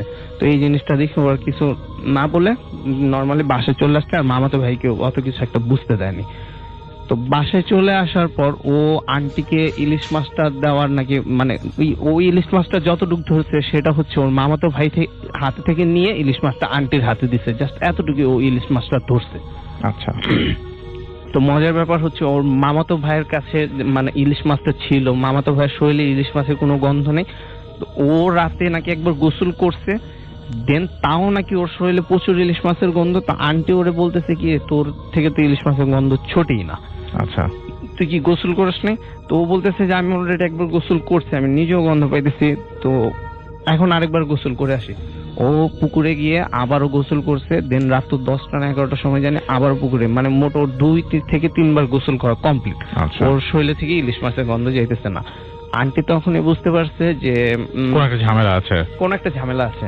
তো তখন আন্টি ও পরের দিন যেটা হয় গ্রামে স্বাভাবিক, যে গ্রামে হুজুর টুজুর ঝাড়ফুঁক যারা করে ওদের দেখানো পরে, তো ওই পানি পড়া, তারপর তাবিজ টাবিজ হাবি জাবি এগুলো অনেক কিছুই দিছে ওকে। তো মোটামুটি নর্মালি ঠিকই যাচ্ছিল। একদিন হঠাৎ করে সন্ধ্যার সময় ও ভাবছে যে ওর ফ্রেন্ডের বাসায় যাবে। ওর ফ্রেন্ডের বাসায় গিয়ে কি টিভি দেখার এই টাইপের কিছু একটা করছে, টিভি বা ডিভিডি প্লেয়ার এগুলা দেখে তো চিন্তা করতেছিল বাসায় ব্যাক করবে। বাসায় ব্যাক করার টাইম মোটামুটি অনেক রাত হয়ে গেছিল। অনেক রাত হয়ে যাওয়ার পর এমন টাইমে পড়তেছিল বৃষ্টি। তো বৃষ্টি পড়ার আগে ওই বিদ্যুৎ চমকালে একটা আমরা আলো দেখতে পাই না, ওই আলোটার ভিতর ও দেখলো কি ওর সামনে একটা শ্যাডো টাইপ কিছু একটা দাঁড়ানো। তো এটা দেখে ওর আগে যে মানে পাস্টে হয়ে যাওয়া যে ঘটনাগুলা ওইগুলো সব মনে পড়ে গেছে। ও এমন টাইমে অনেক মানে দৌড়াবে এমন একটা সিচুয়েশন। তো ও এক পর্যায়ে দৌড়ে দিছে। দৌড় দেওয়ার পর ওর ফ্রেন্ডের বাসা থেকে ওর বাসা মিনিমাম যেতে 5 থেকে সর্বোচ্চ 5 মিনিটই লাগবে। তো ও দেখতেছে কি ও মিনিমাম 15-20 মিনিট দৌড়েছে। দৌড়ানোর পর ও স্টিল যে জায়গায় দাঁড়ানো ছিল ওই জায়গায় আছে। 15-20 মিনিট দৌড়ানোর পরে ও স্টিল ওই জায়গায় আছে। এমন টাইমে নিচে তাকালো, নিচে তাকানোর পরে ও দেখতেছে যে ও মাটি থেকে মিনিমাম 1 হাত উপরে ভেসে আছে। আচ্ছা, 1 হাত উপরে ভেসে আছে। তো পরে এটা দেখে ও সাথে সাথে বেহুশ হয়ে গেছে। অজ্ঞান হয়ে যাওয়ার পর ও ঘুমে থেকে যখন নাকি উঠলো, উঠে দেখলো যে ওর বাসায় আছে, কিভাবে আছে না আছে ও কিছুই জানে না। তো এমন টাইমে ও গ্রাম থেকে তারপরে চলে আসছে আমাদের বাসার নিচে, মানে আমরা এখন যে বাসাটাতে থাকি ওই বাসাটার নিচেই। তারপর সুজনরা এই ফার্স্ট ভাড়া চলে আসে। তো তারপর ও আসার পর ওর সাথে নাকি আর কোনো প্যারানর্মাল অ্যাক্টিভিটিস অত একটা হয়নি। এইভাবে কয়েক মাস কাটার পর হঠাৎ করে ও একদিন হুজুর, মানে ও হলো ইসেতে কোরআন শরীফ শেখার জন্য এক হুজুরের কাছে প্রায় যেত। হুজুরের কাছে যাওয়ার পর একদিন হুজুর ওরে কোরআন শরীফ শেখার টাইমে ওরে বলতেছে যে সুজন তোমার কি কিছু একটা হইছে। আচ্ছা, হুজুর হঠাৎ করে ওকে মানে কোন কিছু না জিজ্ঞেস মানে বলার ফলে মানে কিছুই জানেন না হুজুর, হঠাৎ করে কথাটা শুরু করে হুজুর হঠাৎ করে বলতেছে যে সুজন তোমার কি বাবা কিছু একটা হইছে। আচ্ছা, ও বলতেছে কেন হুজুর হঠাৎ আমাকে এটা বললেন, প্রশ্ন কেন করছেন, এই প্রশ্ন কেন করতেছেন। তো হুজুর ওকে জাস্ট এতটুকু বললো যে এই ক্লাস শেষ হয়ে যাওয়ার পর সবাই চলে গেল, তুমি থেকে যাবা, আচ্ছা আমার তোমার সাথে একটু কথা আছে। ওকে। তো ও হুজুরের থেকে কথা আছে শোনার পর ও থেকে গেছে। তো থেকে যাওয়ার পর হুজুর অজু টজু করে কিছুক্ষণ পর আবার ভিতরে ওই রুমে চলে আসছে। চলে আসার পরে বলতেছে যে এখন বসো। ওরা একটা কি যেন একটা মানে কিভাবে যেন একটা বসতে বলছে, তো ওই স্টাইলে ও বসছে। বসার পরে এখন হুজুর ওরে বলতেছে যে আমি যাই করে না করি, আমি যতক্ষণ পর্যন্ত না বলবো উপরে তাকাতে, তুমি ততক্ষণ পর্যন্ত উপরে তাকাবা না। আচ্ছা, তুমি নিচেই তাকায় থাকবা। আর যাই হোক তুমি নিচেই তাকায় থাকবা, আমি বলবো দেন তুমি উপরে তাকাবা। তাছাড়া সুজন তুমি কখনো উপরে তাকাবা না, আর না হলে প্রবলেম হবে একটা। তো ওইভাবেই ও নিচে তাকায় আছে।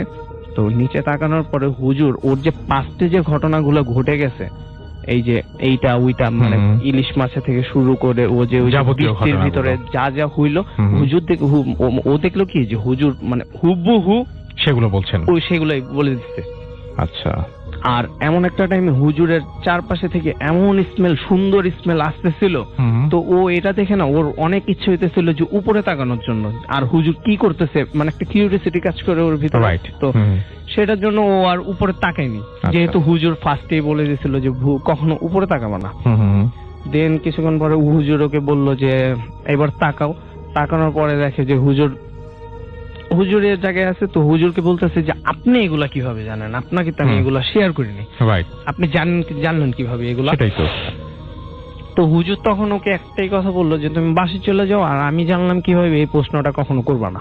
আচ্ছা, তো ও বুঝতে পারছে যে কোন একটা ঝামেলা আছে, না হলে হুজুর আমাকে এতদিন পরেও কিভাবে কেন এগুলা বললো। আর কোন একটা কারণে হুজুর সেটা জানাতেও চান না। হ্যাঁ, হুজুর একটা এই কোন একটা কারণে এটা জানাতেও চান না। তো যাক, এই কথাটা ও হুজুর যে ওরে এত কিছু বলে দিছে, এই কথাটা তারপর ও বাসায় যাওয়ার পর ওর আম্মুর কাছে শেয়ার করছে। ওর আম্মুর কাছে শেয়ার করার পর ওর আম্মু আবার ওর আব্বুকে রাত্রে করে বলছে যে দেখো সুজনের সাথে এগুলা যে হইছে, তো হুজুরের কাছে হুজুর তো ওরে আজকে এগুলা বলছে। তো ওর আব্বু বলছে যে তাহলে এক কাজ করো, কালকে লাঞ্চের টাইমে হুজুরকে ইনভাইট করো বাসায় আসার পর জিনিসটা আসলে কি এটার ব্যাপারে একটু কথা বলি হুজুরের সাথে। তো সকালবেলা গিয়ে হুজুরকে লাঞ্চে ইনভাইট করে আসছে। হুজুরও লাঞ্চে এসে লাঞ্চ টাঞ্চ করার পর বাসার যে মুরব্বি যারা ছিল সবাই মিলে বসছে, যে বসার পর হুজুরকে জিজ্ঞেস করতেছে যে ওর যে একটা প্রবলেম হয়েছে সেটা তো বুঝতে পারছি, এখন এটা সলিউশন কি? তো দেন হুজুর বলতেছে ওর গাছের থেকে ওই একটা ওদের গ্রামে একটা বট গাছ ছিল, বট গাছের থেকে অনেকগুলো তাবিজ ওগুলা কেটে ফেলছে। আর ওই তাবিজটা নাকি আল্লাহর কোন এক পরেজগার বান্দা অনেক বছর আগে, মানে মিনিমাম 700 না 800 বছর আগে এরকম একটা টাইমে ওই গাছে ওই তাবিজগুলা মানে বেঁধেছিল। সেটার কারণটা হলো ওই যে গ্রামটা, ওই গ্রামে নাকি অনেক নদী ভাঙ্গা, তারপর আরো আদার্স অনেক প্রবলেমই ছিল। তো প্রবলেম থাকার কারণে ওই তাবিজটা বাঁধার পর আর কোনো প্রবলেম হয়নি ওই গ্রামে। আর হুজুর এটাও বলতেছে যে ও যে মানে ওর যে ভাইয়াটাকে, ওর ভাইয়ার ডিসিশনে ও যে তাবিজগুলা মানে কাটলো, সেই ভাইয়ার নাকি এখন অবস্থা অনেক খারাপ, আর ওই গ্রামেরও নাকি অবস্থা অনেক খারাপ। তো তারপর আঙ্কেল খোঁজটোজ নিয়ে দেখে যে হ্যাঁ ওই ভাইয়া এখন গ্রামের মানে রাস্তার ফকির, এই টাইপের কিছু একটা। আচ্ছা, আর ওই গ্রামে আবার নদী ভাঙ্গা টাঙ্গা মানে যা আছে, ওই গ্রামের অবস্থাও টোটালি খারাপ। আচ্ছা, তো হুজুর বলতেছে যে ও যে এই কাজটা করছে, তো তখন আঙ্কেল বলতেছে যে ও তো তাহলে এই কাজটা বুঝে করে না, আর যদি বুঝতো তাহলে অ্যাটলিস্ট এই কাজটা করতো না। তো হুজুর বলতেছে এই কারণেই ও বেঁচে আছে, আর যদি বুঝে কাজটা করতো তাহলে হয়তোবা আজকে আর সে বেঁচে থাকতো না, হয়তো এই টাইপের কিছু একটা। তো যাই হোক, যে আঙ্কেল বলতেছে যে তাহলে এটার এখন সলিউশন কি, যেহেতু প্রবলেম হইছে তো সেটা তো একটা সলিউশন দিতে হবে, এখন এটা সলিউশন কি? তারপরে হুজুর বললো যে ওকে এটা সলিউশন আমি দিয়ে দিব না। তারপরে হুজুর পরের দিন সুজনকে ডাকা হুজুরের এই যে রুমে নিয়ে যাওয়ার পরে অনেক তাবিজ একটা তাবিজ দিছে আর পানি পড়া এই টাইপের কিছু একটা দিছে, আর ওকে বলছে যে আর যাই হোক সন্ধ্যার পরে নদীর পাড়ের সাইডে যাইতে না। আচ্ছা, আর এর মাঝখানে আমি একটা কথা মিস করছি, সেটা হলো সুজনকে প্রায় মানে পিছনে থেকে কেউ ডাক দিত, সুজন না বাস্তবে। অথচ ও পিছনে ঘুরে তাকানোর পরে দেখতো যে মানে পিছনে কেউ নাই, পিছন থেকে ওকে খোঁচা দিত, থাপ্পড় দিত, আর পিছনে ঘুরে তাকানোর পরে দেখতো যে কেউই নেই পিছনে, ও নর্মালি। তো হুজুর ওকে বললো যে নদীর পাড়ে যেতে না। তো হুজুরের কথা মতো নদীর পাড়ে সন্ধ্যা হলে যেত না। এইরকম করে চলতেছে। আর হুজুর যে ওকে একটা তাবিজ দিছিল হাতে, হুজুর বলছে যে এই তাবিজটা কখনো খুলবা না, আর এই তাবিজটা যেদিন খুলে নিজে থেকেই পড়ে যাবে তো সেদিন তুমি বুঝবা যে তোমার প্রবলেম সলভ হয়ে গেছে, আর তোমার সাথে কোনো প্রবলেম নেই। একদিন হঠাৎ করে ও কোনো একটা কাজে, কি যেন কাজে বাসা থেকে বের হয়েছে। বের হওয়ার সাথে সাথে দুপুর টাইম ছিল তখন। বের হওয়ার সাথে সাথে মোটামুটি বিকাল হয়ে আসবে এরকম একটা টাইমে হুজুর ওকে ফোন দিছে। ফোন দিয়ে বলতেছে যে তুমি এখন মসজিদে আসো, তুমি এখনই মসজিদে আসো, আর তুমি যে আসবা একা আসবা না, সাথে কাউকে নিয়ে আসবা। তো ও বলতেছে যে কেন? হুজুর বলতেছে যে কোনো একটা সমস্যা আছে। হুজুর নিশ্চয়ই খুব তাড়াহুড়া করছে। হ্যাঁ, হুজুর খুব তাড়াহুড়া করতেছে। তো এরকম টাইমে আরেক ফ্রেন্ডকে ও রিকোয়েস্ট করে যাই হোক যেভাবে কনভিন্স করে ও মসজিদে নিয়ে গেছে। তো ওই যে ফ্রেন্ডটা ছিল, ওই ফ্রেন্ডটাকে হুজুর বলছে তুমি চলে যাও, আর ওরে হুজুর একটা রুমে নিয়ে যাওয়ার পর মিনিমাম 1 থেকে 1.5 ঘন্টা বন্ধ করে রেখে হুজুর যেন কোথায় চলে গেছে। তো নামাজের টাইম হয়েছে, নামাজের টাইম হওয়ার পর দিন হুজুর আসছে, আসার পর রুম খুলে তারপরে ওকে বলতেছে যে কোনো কথা না বলে অজু করো, অজু করার পর নামাজ পড়ো। হুজুর আর ও একসাথে নামাজ টামাজ পড়ার পর ও আবার ওই রুমে চলে আসছে। ওই রুমে চলে আসার পর এখন ও হুজুরকে জিজ্ঞেস করতেছে যে আপনি এত কিছু হইলো, আমি কিছুই বুঝলাম না, আপনি আমাকে এত তাড়াহুড়া করে ডেকে নিয়ে আসলেন, বাট নিয়ে আসার পর আমাকে 1 থেকে 1.5 ঘন্টা যে এই রুমের ভিতর আটকে রাখলেন, এটার মানে কি? তাহলে আমাকে এত তাড়াহুড়া করার দরকারটা কি ছিল? আর তাহলে 1-1.5 ঘন্টা আমাকে এই রুমে একা অফ করে রাখলেন কেন? তখন হুজুর বলতেছে আজকে তোমার এমন একটা রিস্ক ছিল আর এমনই একটা ফারাক কাটছে, যেটা মানে কি বলবো, আজকে তোমার লাইফের উপর ব্যাপারটা যাইতো। তো যাই হোক, তুমি এখন এটা থেকে সেফ হয়ে গেছো, আমি এইখানে এই কারণে আর এর থেকে বেশি কিছু জানতে চাও না। মানে হুজুর ও কোনো একটা কোশ্চেন করলে জাস্ট এতটুকু বলতো যে যতটুকু জানাচ্ছি ততটুকুই জানো, এর থেকে বেশি কিছু। ডিয়ার লিসেনার, আজকের এই ইমেল এপিসোডটি এই পর্যন্ত। তো আশা করি আপনাদের আজকের এই ইমেল এপিসোডটি অনেক অনেক ভালো লেগেছে। যদি আপনাদের আজকের এই ইমেল এপিসোডটি ভালো লেগে থাকে তাহলে অবশ্যই চ্যানেলটি সাবস্ক্রাইব করে আমাদের পাশেই থাকবেন, কারণ আপনাদের জন্য আমরা বাছাইকৃত ইমেল এপিসোড এবং নতুন নতুন ইমেল এপিসোডগুলো সবার আগে পাবলিক করে থাকি। তাই অবশ্যই আমাদের চ্যানেলটি সাবস্ক্রাইব করে আমাদের পাশেই থাকবেন। তো আজকের মতন এই পর্যন্ত, সবাইকে অসংখ্য ধন্যবাদ ভিডিওটি শেষ পর্যন্ত দেখার জন্য।